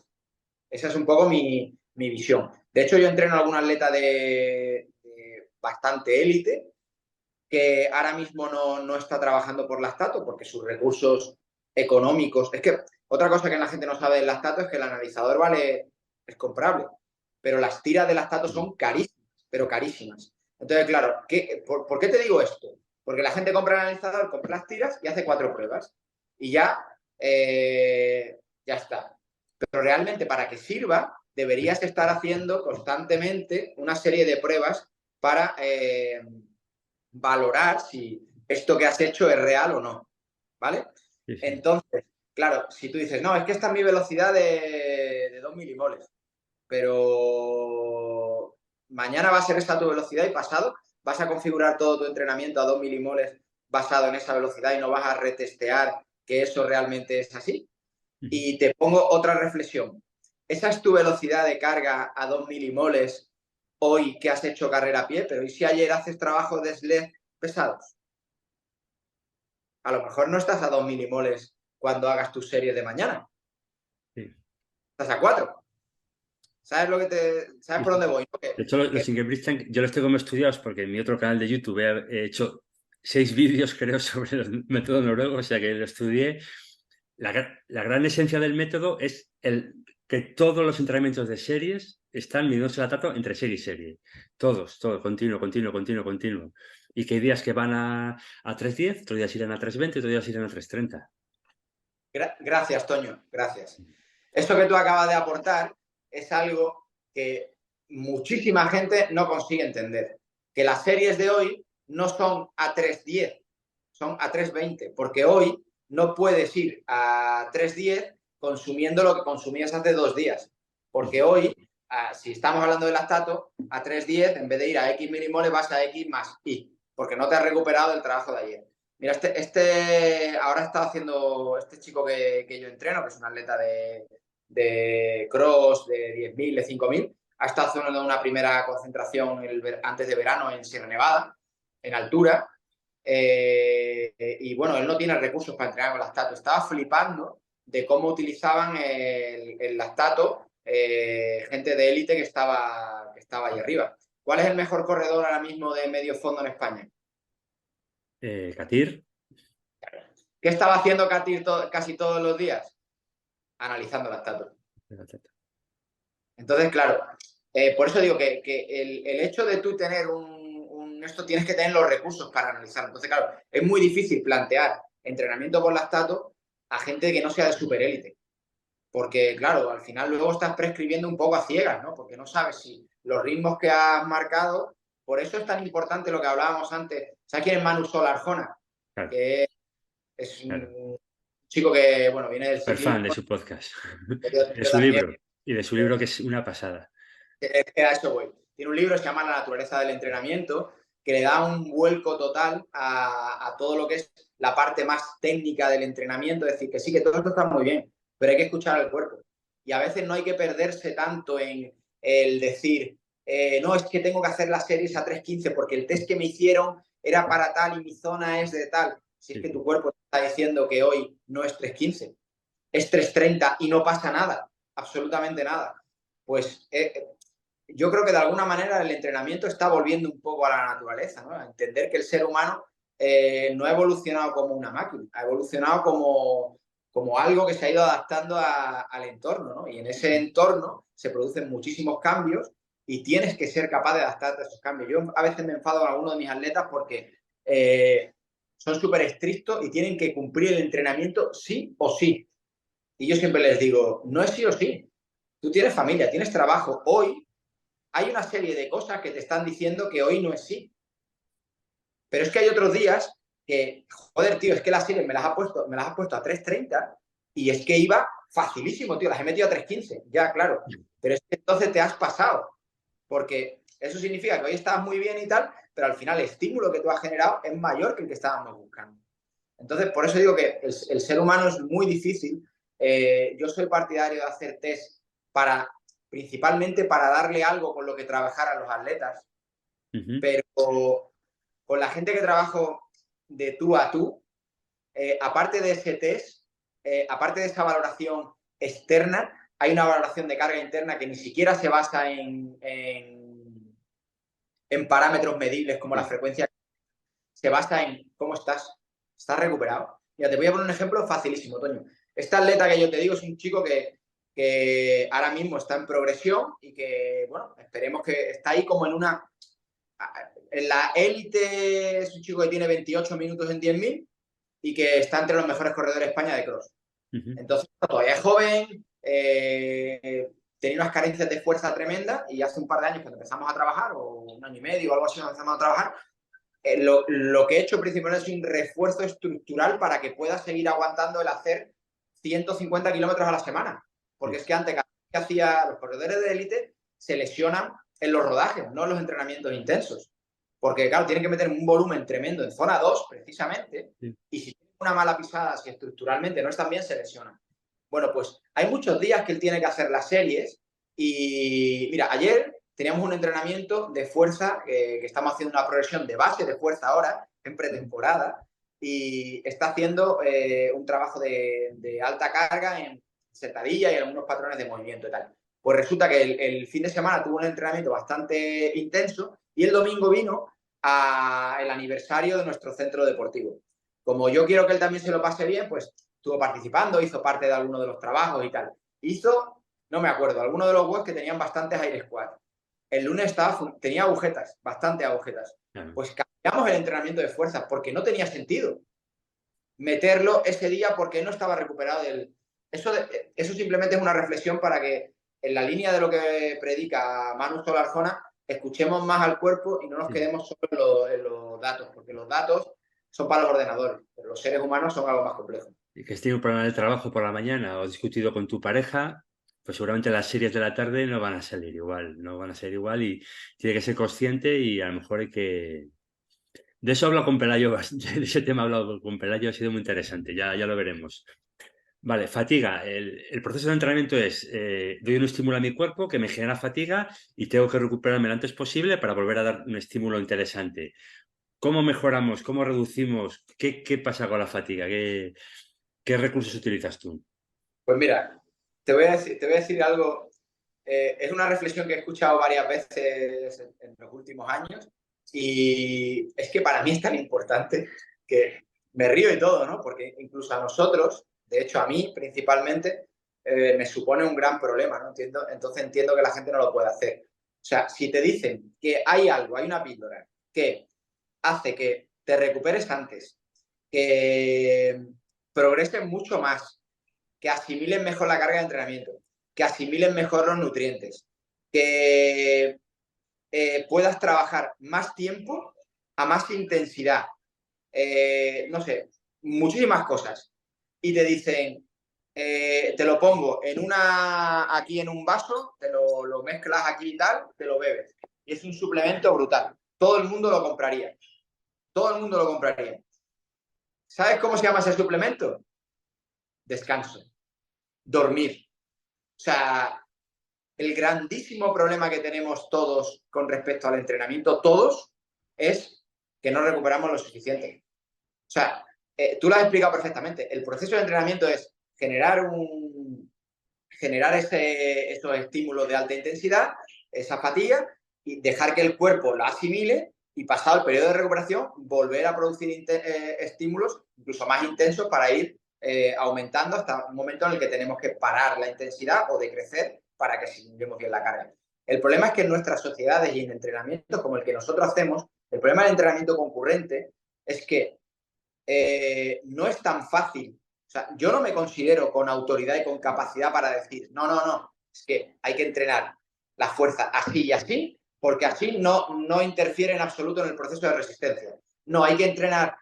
Yo soy un entrenador, o sea, yo me considero no un buen entrenador, me considero alguien que lleva toda la vida trabajando en el deporte y que intento seguir aprendiendo todos los días de todos los entrenadores con los que hablo. Yo no me considero que tengan las herramientas para poder hacer eso. Si un entrenador te dice, no, no, yo tengo la fórmula, para que la fuerza no interfiera en la resistencia, en la fuerza tienes que hacer esto. Y así siempre sale bien. Yo te diría, o se está equivocando o te está mintiendo y te está vendiendo humo. Entonces, el problema que tenemos nosotros con respecto a la fatiga es que encima queremos meter trabajo de alta intensidad, trabajo de muchos patrones de carga importantes, pero también tenemos que hacer carrera a pie, porque si no pierdes velocidad en la carrera a pie, ¿no? Entonces, claro, genera mucha fatiga, que esa fatiga la podrías asimilar si luego tú llegas a tu casa, te acuestas temprano, duermes 8 horas, después de comer te duermes una siesta de 20 minutitos, comes bien, pero ¿cuál es la realidad? Que muchas veces el deportista entrena antes de ir al trabajo, a mediodía saltándose la comida o comiendo de cualquier manera. O en muchos casos, a las 8 cuando sale de trabajar va al gimnasio, hace un entrenamiento de alta intensidad de 9 a 10 de la noche, luego llega a casa, no come mucho porque todavía está como un poco tal, le cuesta dormirse porque está muy activado, pero la mañana siguiente a las 7 suena el despertador. Y tú a lo mejor como entrenador has puesto una planificación fantástica, pero en esa planificación, ¿dónde está el descanso? Entonces, mi reflexión es siempre la misma.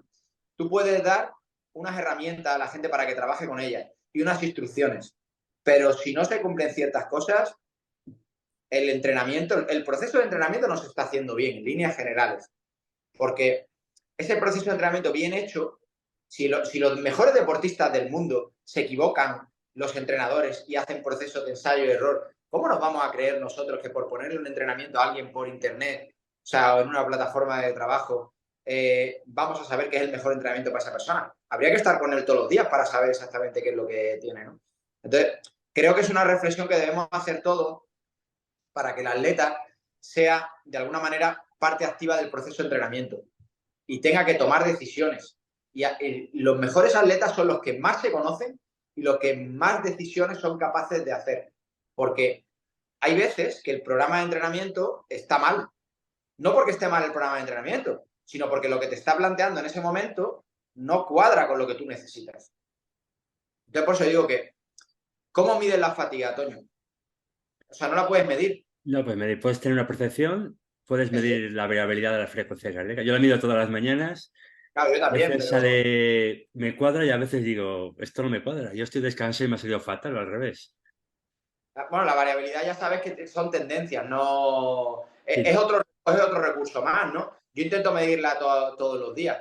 Hay veces que me cuesta dormir con el reloj, también hay otros elementos que no tienes que dormir con ellos para tener esa medición. Ya hay aplicaciones y el anillo y yo sé, hay 400.000 cosas. Pero bueno, yo lo utilizo también para intentar sacar, y como tú has dicho, ¿no? Ver si cuando estoy más cansado hay variaciones o no en la variabilidad. Hay veces que cuadra perfectamente y otras veces que no cuadra.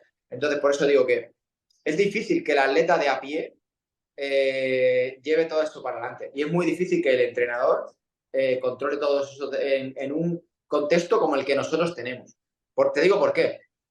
Porque tú como entrenador te puedes dedicar solo a entrenar a 5 atletas de Aerox. No puedes. Si solo vives de ello, no puedes, Claro. evidentemente.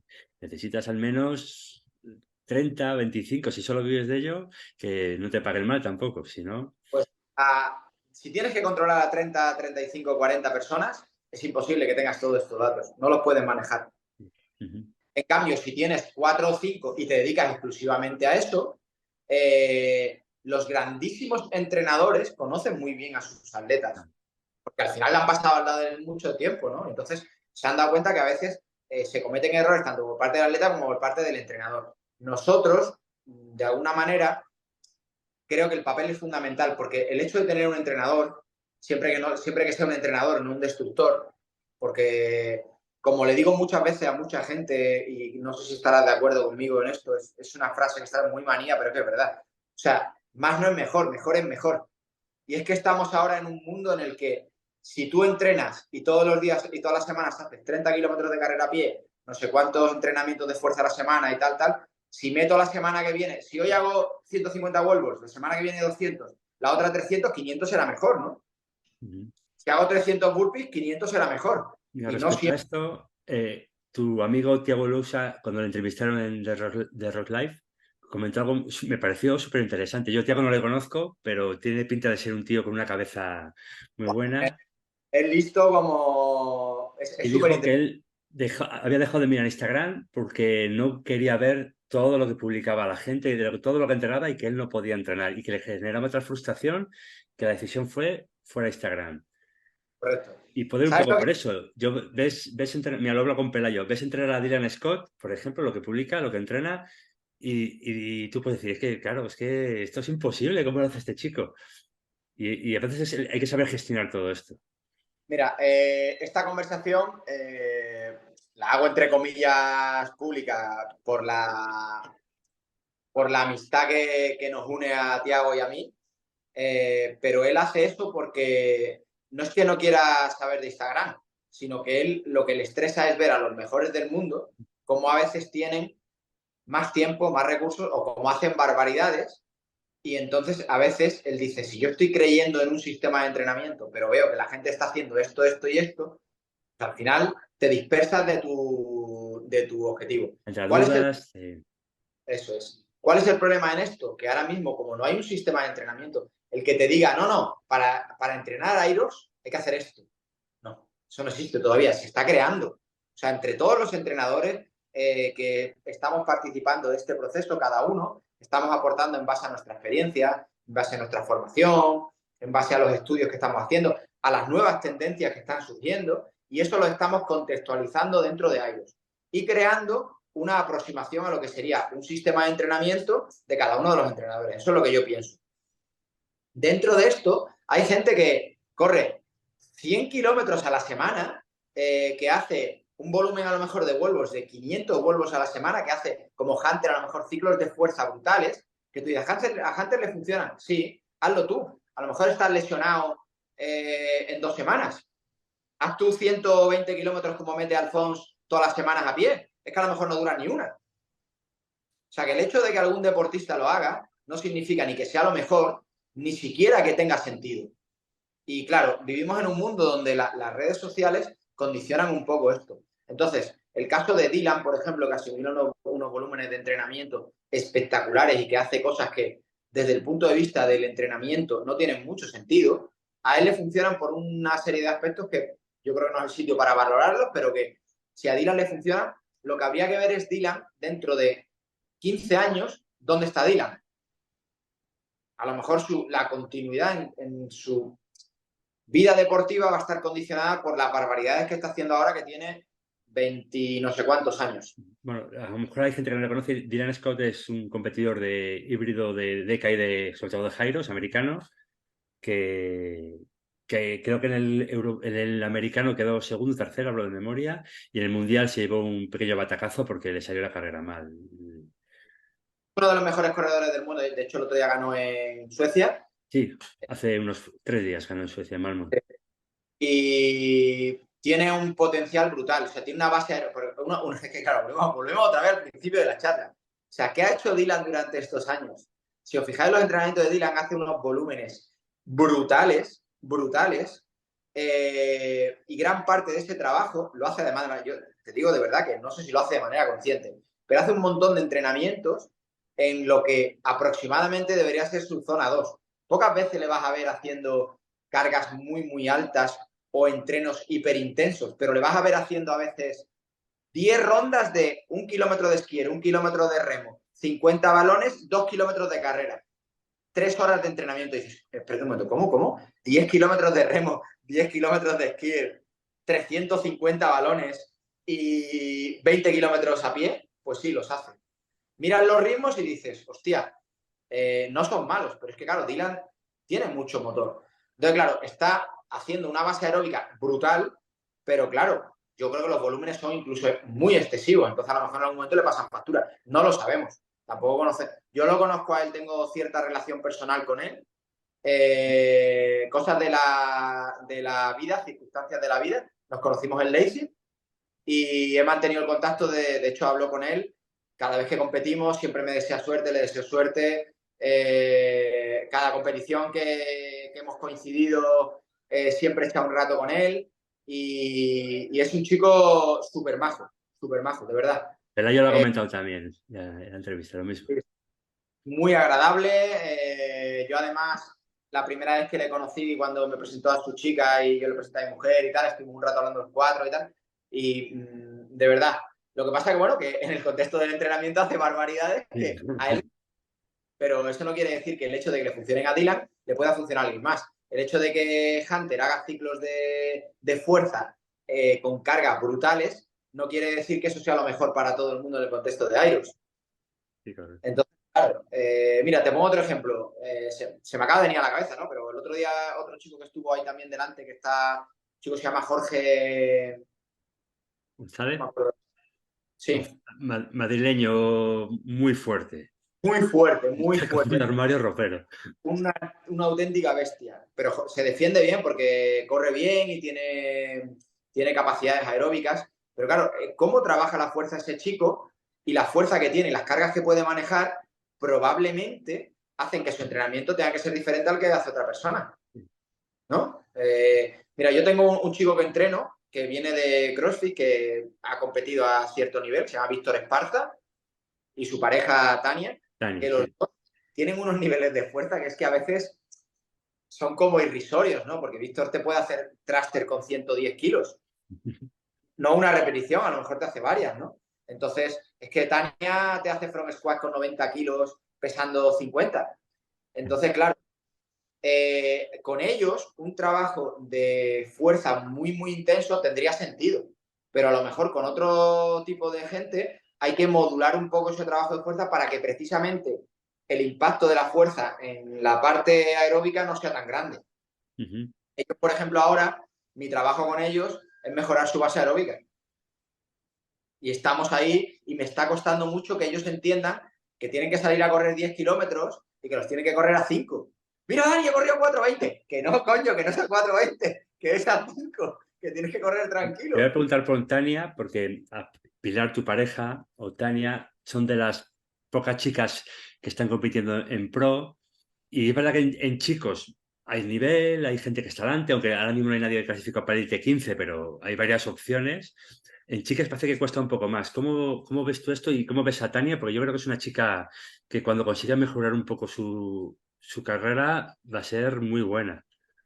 Mira, te puedo decir que es una chica que probablemente podía correr a lo mejor antes 5 kilómetros a ritmo de 4,50 al kilómetro al máximo y que ahora probablemente pueda correr esos 5 kilómetros a 4,05 sin ningún problema. Ujú. Solo con menos de un año de entrenamiento específico para ellos, ¿no? Tiene todavía mucho margen de mejora.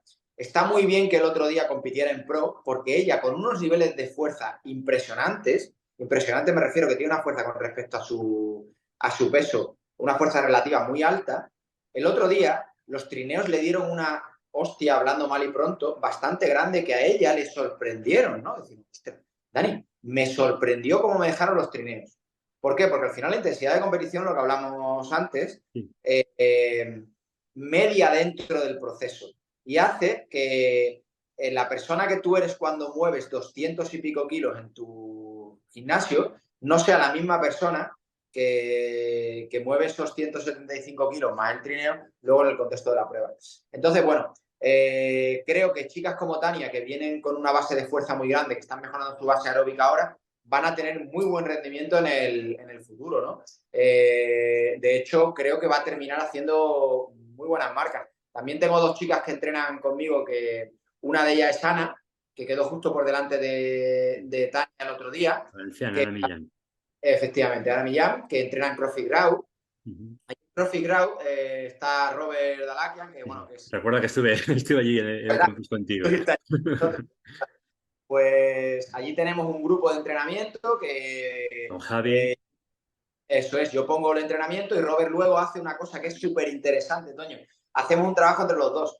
Yo te digo, Robert, hay que hacer esto. Y Robert, que está todos los días allí con ellos, es el que les dice, vale, esto a ti te lo voy a cambiar. ¿Por qué? Pues porque tú Qué necesitas guapo. esto.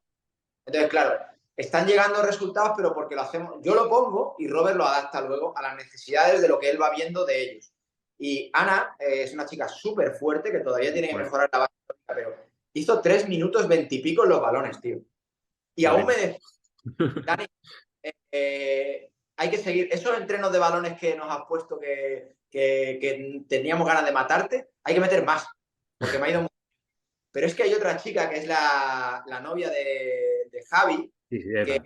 Ujú. Eva, que ojo cuando Eva arranque, ¿eh? Sí, sí, Que sí. Eva, el día del campus que hicimos en Valencia, puse un entrenamiento que yo no sé si lo recordarás, que metí como 2 bloques, un bloque más de fuerza, otro bloque más metabólico, y cuando habían hecho los 2 bloques hicimos un Physical Fitness Test, que es el Sí. test en situación de fatiga, para ver qué pasaba con la marca que tienen ellos descansados con respecto a la marca en fatiga.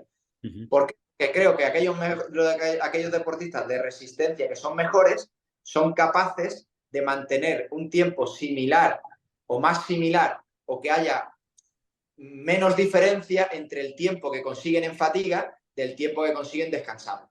Porque Ujú. va a haber deportistas con otro carácter mucho más, digamos, más anaeróbico, no, o sea, no es la palabra, pero de un corte más explosivo, con más fibras rápidas y tal, que van a ser capaces de hacer un test muy bueno de 20 minutos, pero que a partir de cierto tiempo van a...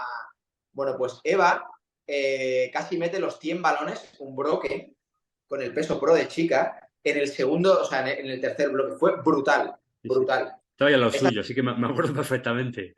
Que sí que aluciné. tremendo, ¿no? Entonces, yo creo que ahí vienen varias chicas empujando por detrás, que estoy súper contento porque también, mira, también hay otra chica que entrena conmigo, o sea, tengo que hablar de los míos, no puedo Sí, hablar sí, de la claro. gente que no controlo, ¿no? Tengo otra chica de Madrid que se llama Cristina, que es Cristina Suárez, que tiene unos niveles de fuerza que son, o sea, y Hablé ya corre, por ella por Instagram, sí. corre, o sea, Toño, corre que no te puedes imaginar. Es Hizo una chica 34 en Madrid, creo. 34 minutos. Y o está sea, súper fuerte. pero todavía no ha hecho un buen Iros porque Cristina necesita, es demasiado, se le dan muy bien unas cosas y muy mal otras. Y tiene que llegar a un término medio, tiene que centrarse más en mejorar la técnica de algunas cosas porque pierde muchísimo tiempo en cosas porque las técnicamente no las hace bien. Pero bueno, lo bueno es que es una chica que le encanta entrenar, le encanta aprender. O sea, va a hacer lo que tú le digas, como tú Genial. se lo plantees. Está dispuesta a escuchar. No tiene problemas en que las cosas no le vayan bien. El otro día se quedó la última en los trineos. Y es una chica, Toño, que yo lo he visto, y no sé si tú lo habrás visto en su cuenta de Instagram, que te puede hacer 30 handstand push-up estrictos seguidos.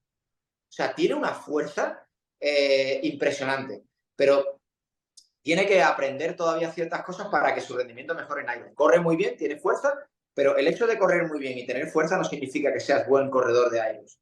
Hay que empezar a mezclar las dos cosas Claro. y ser bueno en las dos cosas cuando una está interfiriendo en la otra, ¿no? A eso voy, que me alegro mucho de que se estén animando más chicas a competir en pro, porque es una pena que no haya más chicas en España. Luego hay algunas que yo de verdad, te lo juro, fan total de las dos Lauras, de Laura Caballero, la novia de Samu, y de Laura, la chica de Alfons, que son dos chicas, entre comillas, que han hecho deportivamente en Airos, que no eran demasiado fuertes, pero se han ganado estar en pro, se han echado para adelante. Laura Caballero se ha metido en carreras de pro, o sea, en momentos en los que era una locura, ¿no? Pero ahí se ha metido desde el principio, ¿no? Y Laura ahora, el otro día hizo un carrerón en pro, Laura me refiero a la chica de Alfonso, porque se la vio disfrutar, Toño. Hizo una carrera, hizo 1 hora 24 o algo así, o 1 hora 20, no, 1 hora 22, 1 hora 21. Y encima fue bien en los trineos, fue bien en todo. ¿Por qué? Porque ha trabajado muy duro. Se lo ha ganado. Era una chica que no pesaba mucho, no tenía un volumen muscular muy grande, pero está trabajando como una bestia y se ha ganado el estar ahí. Entonces, muchas veces, muchas chicas, pues hay algunas que no quieren pasar a lo mejor por tanto entrenamiento, lo cual es totalmente no hay por qué hacerlo, pero luego yo veo muchas chicas que tienen las capacidades para estar ahí en la categoría pro sin ningún problema. Lo que pasa que, bueno, pues esto es un deporte amateur, cada uno tiene que hacer lo que le guste. Yo hay gente que me pregunta, pero si yo sigo luchando día a día porque hay gente que entrena en nuestro centro que tiene unas capacidades y un nivel tremendo y se niegan a hacer un Ironman porque dicen, no, no, yo voy a quedar el último, ¿yo cómo voy a hacer eso? Y son gente que, ¿qué te digo? O sea, es que tengo algún chico que a lo mejor, yo qué sé, tiene unos valores de fuerza tremendo y te dice que no va a mover. No, yo no, el trineo es que no lo voy a mover. ¿Qué me estás hablando? Lo que pasa es que son gente que no ha competido nunca y la situación de competición, pues, les supera. Y bueno, no pasa nada, no todo el mundo tiene que competir y tal. Pero lo que sí tenemos que hacer nosotros como entrenadores es hacer entender a la gente que esta competición no es contra nadie, es contigo mismo. Ya. Que no hay nada más bonito que superarse a uno mismo. Que siempre, es que da igual lo bueno que seas, siempre va a haber gente mejor que tú. Es que entonces el contexto de ser el mejor, de ser no sé qué, solo lo viven muy pocas personas. Y que siempre va a haber gente mejor que tú en todo lo que te plantees en la vida. Entonces, como tú no te preocupes de simplemente de hacer lo que tú puedas. Y si yo hay competiciones que tanto atletas míos como yo mismo, el resultado es una mierda, pero yo estaría tan orgulloso porque he hecho ese día todo lo que podía. Este año mundial de Manchester ha sido mi peor mundial, la peor marca, pero llevaba un año entero sin poder hacer un Iron. O sea, para mí poder terminar fue ¿cómo decirte? Fue un gran logro. Y yo estaba contento. Había gente que me dijo, tío, has hecho 1 hora 11, ¿no te da vergüenza? No, no me da vergüenza, fue mi mejor carrera de los últimos años. Y he estado contentísimo por eso. No pasa nada. El día que empiezas a entender que no es tan importante, Toño, que ser el mejor, que ganar no es tan importante, empiezas a disfrutar del deporte. Porque al final nosotros, yo creo que el 99% de los entrenadores nos dedicamos a entrenar personas, no deportistas de élite. Claro. Y esas personas, el problema es que cuando las comparamos con deportistas de élite, le damos entrenamientos de deportistas de élite, le planteamos cosas de deportistas de élite, pero no son deportistas de élite. Eso genera mucha frustración. Bueno, el siguiente bloque era de tú como competidor. Tú has sido competidor de alto nivel en Jairos y luego una lesión te ha apartado de ese alto nivel y sé, porque me lo has comentado, que ha sido un proceso duro, complicado. Alguien que le gusta hacer deporte, que no puede hacerlo por una lesión durante meses y meses, no hablamos de un par de meses. Entonces, no sé qué marca tienes. Yo creo que sí que has bajado 1,5, ¿no? Sí, 1 hora 5, el mundial de. Ay, ¿me escuchas, Toño? Sí, sí. Sí, un Ah, segundo, voy a poner el cargador porque me estaba quedando sin batería. Vale.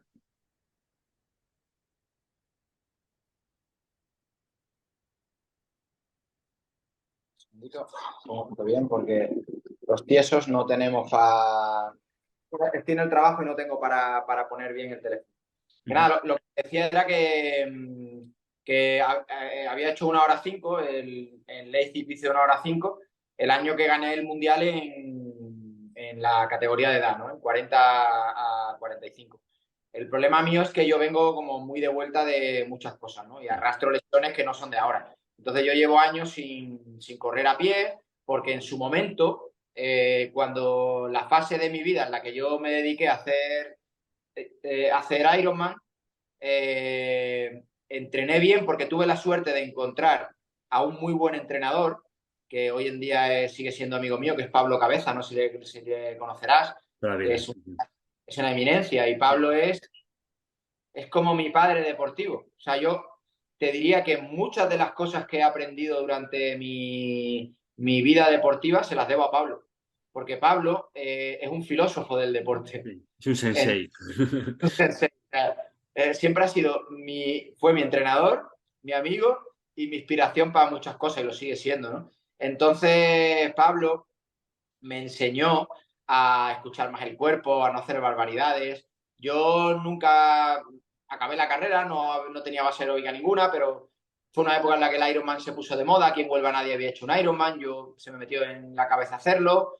Hice Lanzarote, se me dio medianamente bien, empecé a hacer cosas, vi que a lo mejor tenía opciones de clasificarme para Hawái, me perdí un poco en ese proceso y bueno, pues no tenía los recursos físicos para poder correr verdaderamente bien, no para correr bien, sino para soportar las cargas de entrenamiento que requiere eso.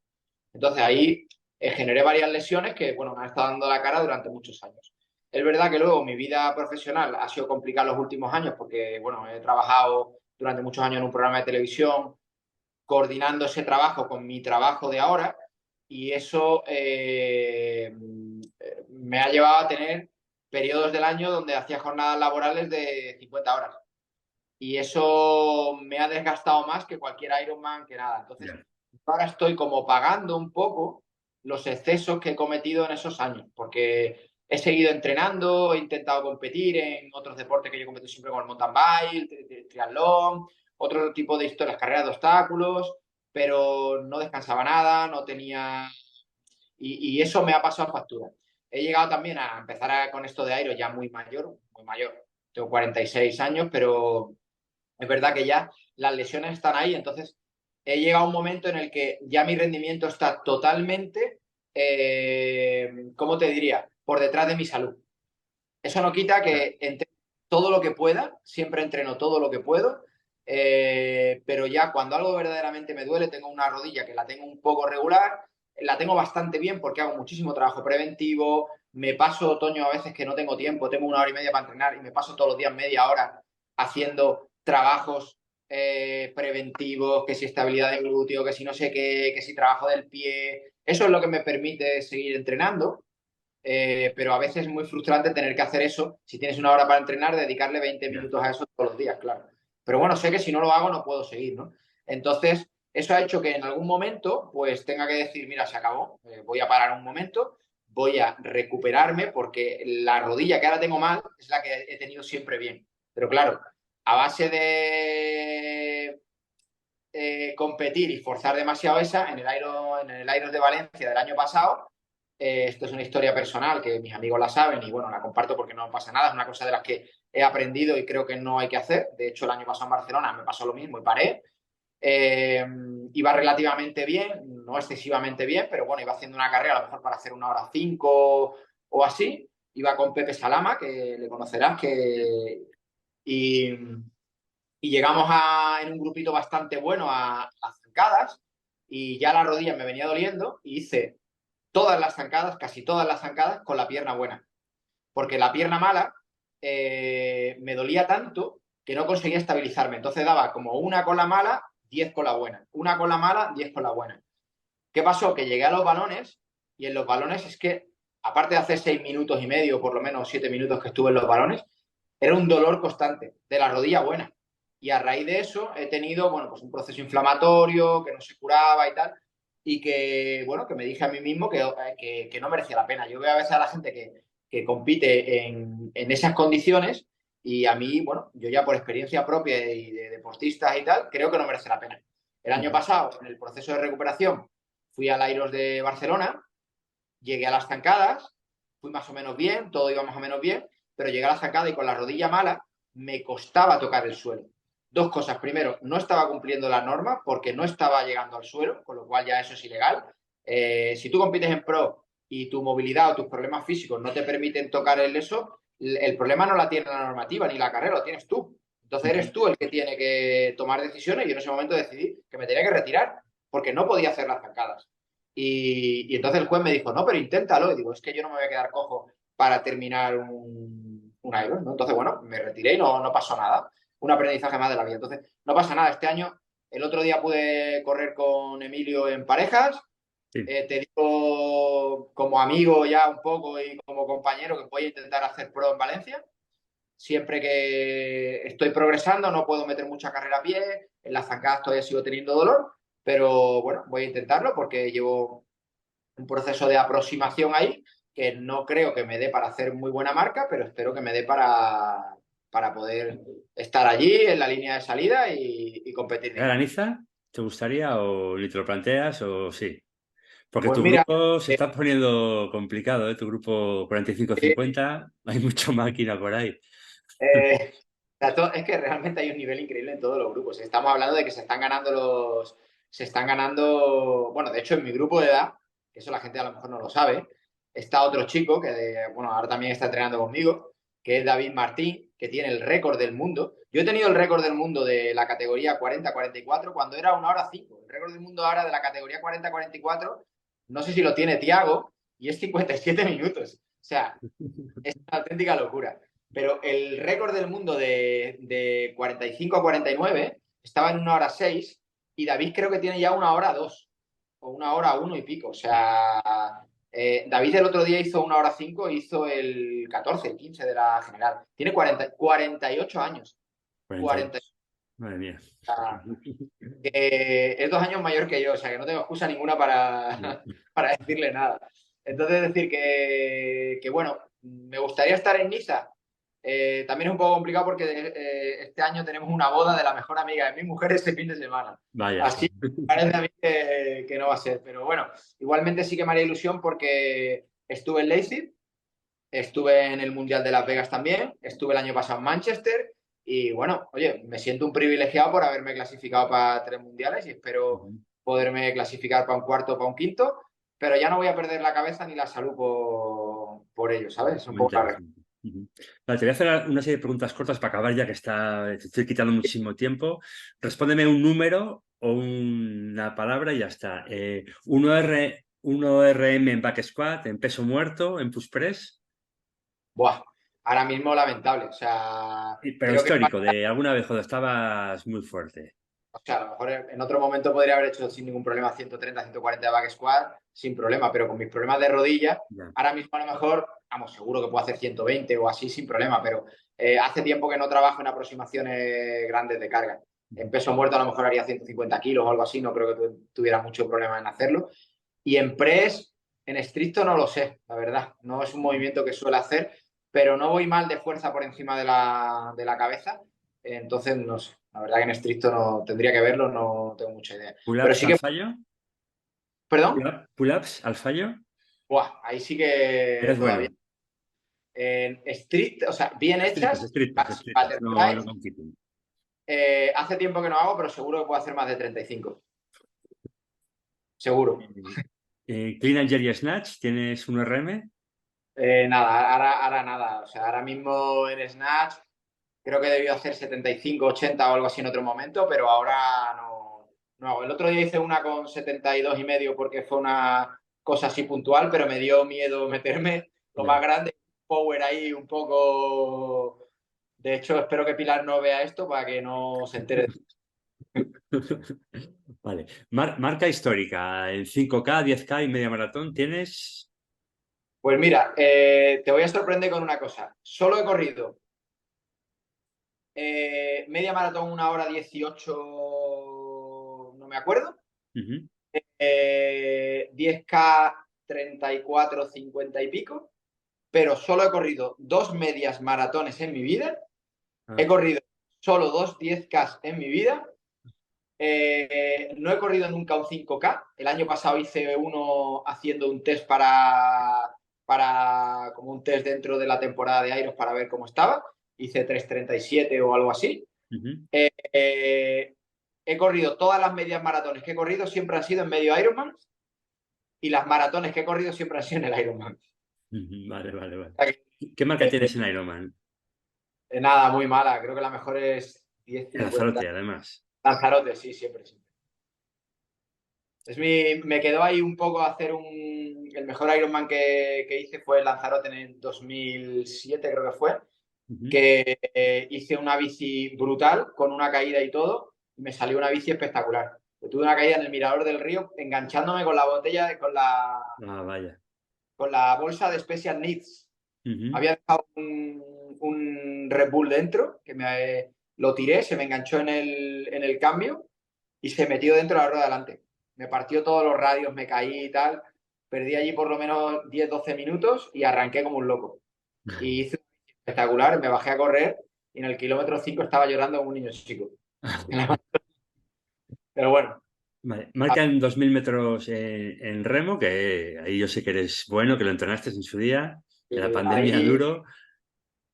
ahí sí que, bueno, creo que si hubiera entrenado un poco más, hubiera seguido entrenando un poco eso, he llegado a hacer 6:27:9, que es un ritmo de 1:36:9, si no me equivoco, en categoría de menos de 75 kilos. Y con esa marca, en ese momento hice segundo en los trials de clasificación al Mundial de Estados Unidos. Detrás, además, de Juan Zunzunde, creo que se llama, que es un histórico del remo aquí en España. Y luego también ese año hice 1:23:9 en el 500, con Muy menos de buena 70. marca. En Skygear tienes 2000 cronometrado. En, En el Sky, en el Sky eh, No he hecho ninguna vez, no he hecho nunca un test de 2000 en el esquí, la verdad que no lo he hecho nunca como test y tal. He bajado 7 minutos alguna vez y tal, pero no me lo he planteado nunca no a como un tope. test. Ujú. ¿Será que ¿Murph has sufrí hecho? el ¿Murph? perdón? ¿Murph has hecho alguna vez? Sí, sí, y además En chaleco. eh, es uno de mis. Yo tengo la tradición de hacerlo todos los años. Ujú. Sí que te puedo decir que llevo 2 años bajando de 30 minutos. Ostras. Y bien hecho con chaleco, ¿eh? Nosotros lo hacemos como. De hecho, te lo tendría que buscar, pero tengo además el año pasado, que fueron, es que no me acuerdo, 28 o 27 algo. Lo hicimos organizado dentro del club, como algo que hacemos todos y tal. Siempre, evidentemente, digo lo mismo. Es una cosa muy teórica, porque si no lo haces en una competición, no tienes un juez en todas las repeticiones. Ah, Entonces, es un volumen de repeticiones en el cual es difícil que no te den alguna no rep. Entonces, aunque tú estés intentando hacerlo bien, con esto no me refiero a mi marca, me refiero en líneas generales, que es difícil valorar el mood. Pero es un work que se me da muy bien porque todo lo que son flexiones, dominadas, sí. sentadillas con cargas ligeras, siempre he ido bastante bien. Siempre ha sido un poco mi forma. Es una de las cosas que mejor se me ha dado siempre. Sí, joder, vaya marca. Lo- ¿Deportista híbrido que admires? Perdón, perdón. ¿Deportista híbrido que admires, que haga resistencia y fuerza? No porque sea bueno compitiendo, o sí, sino por el motivo que sea. Pues mira, ahora mismo dentro del contexto de Airos, para mí el número uno es Thiago Lous.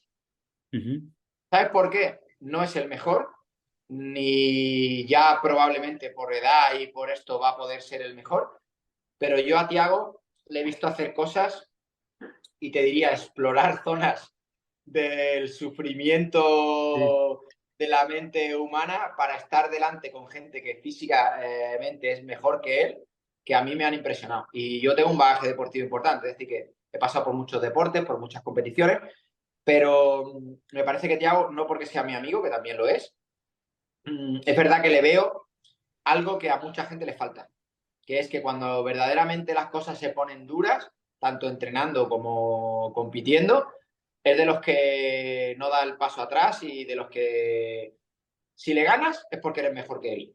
Ujú. Porque él lo que tenga te lo va a dar siempre.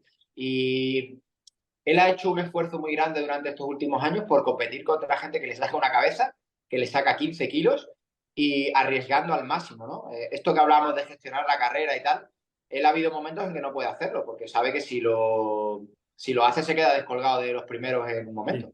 Ujú. Entonces, bueno, pues por eso y por las cosas que le veo hacer y por un poco la capacidad mental que tiene, me parece un tío admirable. ¿Y deportista no híbrido que admires, de cualquier tipo de deporte? Pues igual voy a decir un tópico tremendo que es Rafa Nadal, porque no hace falta ni explicarlo, ¿no? No, no, ya, Pero ya creo que sabemos lo que es Rafa Nadal. para mí lo mejor de Rafa no es todo lo que significa, todo lo que ha ganado. El otro día escuché en una entrevista a un periodista decir que si Rafa no hubiera tenido todas las lesiones que ha tenido en su esto, probablemente tendría el doble de Grand Slam que Federer y esto. Y probablemente sea uno de los deportistas que habrá pasado por más problemas físicos durante toda su carrera deportiva, pero siempre ha sido capaz de volver. Ujú. Y siempre es un tío que además siempre esa capacidad de resiliencia que tiene él me parece totalmente admirable. Es tremendo. ¿Un libro, un artículo, un vídeo sobre entrenamiento que recomendarías? Uno concreto, no hace falta que uno de cada. Ahora mismo que ya lo hemos hablado, la naturaleza del entrenamiento de Manu Solarjona, para que reflexionar un poco hoy en día sobre lo que hemos hablado antes, sobre el ser humano como un todo, como un ente global en relación con la naturaleza y no como un ordenador que solo procesa datos, le metes datos y hace lo que tú le dices. Hace un par de meses, como anécdota, puse en mi Instagram que era mi libro de entrenamiento preferido ever. Le Sí, sí. etiqueté para que lo supiese y me dio mucho las gracias y, joder, que muy, muy majo. Es un tío majete, además, un tío normal y corriente, que es un apasionado también de todo esto y que le está dando mucha vuelta a la cabeza con cosas que está extrayendo y aprendiendo de otra. Ahora mismo está metido también en muchos temas de ecología, de Mm. naturalismo, claro, porque al final el ser humano vive en un contexto determinado, ¿no? Entonces creo que me gusta por eso, ¿no? Porque estoy intentando aprender bastante de él en ese sentido y de otros divulgadores que también están hablando bastante de todo esto porque, bueno, porque el ser humano al final tiene una evolución y no tenemos que olvidarla. Por eso se me ocurre que ahora mismo es una buena opción para ver algo diferente. La naturaleza del entrenamiento, para la gente que lo La escuche. naturaleza, Manu Solarjona. Un canal de YouTube o un podcast sobre entrenamiento que recomiendes, que la gente deba escuchar. Pues mira, si te digo la verdad, ahora mismo, de mis favoritos, Manu Solarjona en rendimiento evolutivo, se llama antes, ahora que antes se llamaba Ciclismo evolutivo. evolutivo, por cosas evidentes, fitness revolucionario, Marcos, por todo lo que nos ha enseñado a todos, por todo lo que ha hecho Claro. por el fitness y por la salud de toda la sociedad, te diría. Y hay uno que es una máquina, que no sé si lo conocerás, que el podcast se llama Profe Claudio Nieto. No, no lo No sé conozco. si sabes quién es, No. pero o sea, es un profesor de educación física, que también evidentemente es licenciado y tal, que explica en cada uno de los podcasts funcionamiento del cuerpo humano con respecto al entrenamiento, con respecto a la alimentación, o sea, de todo de una manera. Bueno, ha entrevistado a los mejores, o sea, que no es que entrevista ya a cualquiera, ¿sabes? Pero que, o sea, impresionante. Tiene unos podcasts sobre el sistema inmunitario, la relación del sistema inmunitario con el ejercicio físico y tal, porque para mí la mayor referencia en el mundo del ejercicio con respecto a la salud es un profesor mío de la carrera que es Alejandro de Lucía, que es, ¡buah! O sea, es sin duda la persona que más he aprendido en mi vida, porque a una, esa sencillez para transmitir las cosas y naturalidad con la que lo hace, con una pasión tremenda por el deporte y por la salud. Y, y bueno, y este chico, bueno, chico, será de mi edad, o sea que ya chico tendrá poco. Pues búscalo y le echas un vistazo y luego me Sí, dices. A toda la sí, gente que sí. le he recomendado ha flipado, porque tiene podcasts espectaculares explicando cosas muy difíciles de manera sencilla que todo el mundo puede Claro. entender. Ujú. Profe Claudio Nieto. Tengo un último tema, he estado aquí esperando, pero bueno, es un tema clásico en ti. No sé si caes lo que te voy a preguntar, pero es un clásico de Jairos, que son las zapatillas. Tú que eres un experto en zapatillas, así muy rápido, porque ya te roba mucho tiempo. Bueno, yo, para que la gente que no me conozca lo entienda un poco, yo soy un auténtico friki de las zapatillas, no porque sea atleta, porque realmente nunca he sido atleta, me defiendo corriendo, pero soy muy mal corredor, pero me alucina la tecnología, me encanta sobre todo toda la parte de biomecánica y soy un defensor a ultranza de trabajar la fuerza del pie, de las articulaciones, de la movilidad, por eso digo que en el contexto de las zapatillas lo pongo en un contexto determinado, en el que yo utilizo mucho, tanto mis atletas como yo mismo, para trabajar la fuerza con calzado barefoot. Estoy hablando de la fuerza, no de correr, ¿eh? Que ahora no Sí. estamos preparados para correr en eso, que nadie se equivoque. Pero eso no quita que tengamos que aprovechar la tecnología absolutamente revolucionaria que tiene el sector de las zapatillas, ¿no?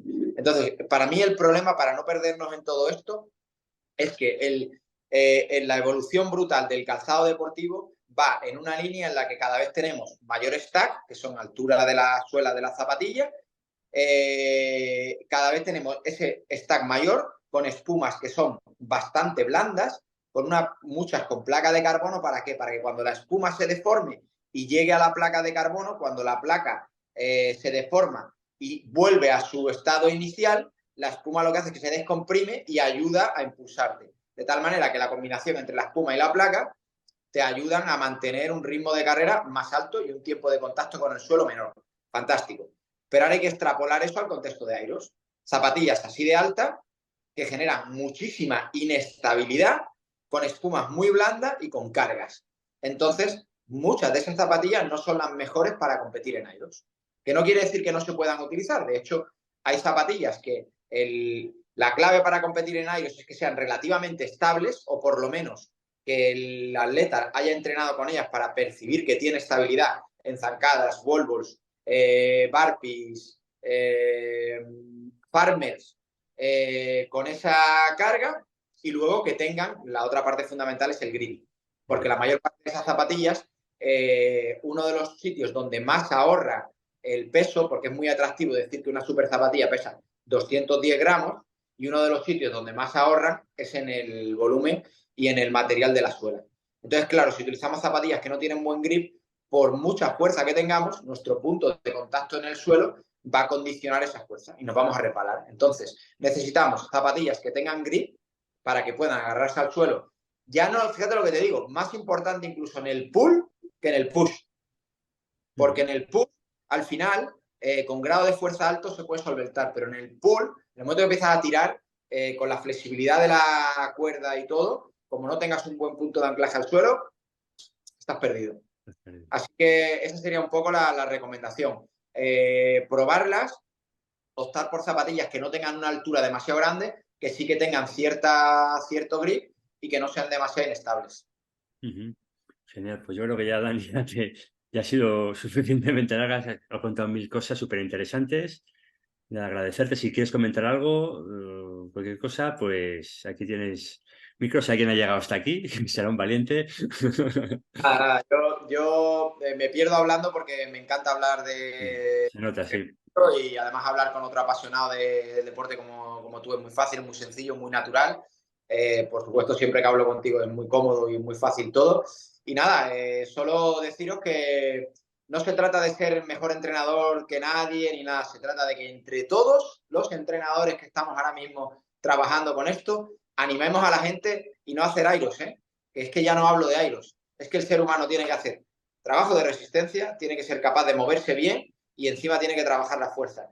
Si conseguimos que con la excusa de que hagan airos, deca, carreras de obstáculos, la carrera de mi prima que ha puesto 4 alpacas que hay que subir y que se la quieren preparar y tienen ilusión, y conseguimos que mediante estímulos deportivos la gente venga a entrenar, valdrá cualquier formato. Así que nada, yo creo que esa es un poco la responsabilidad que tenemos como profesionales del sector del deporte.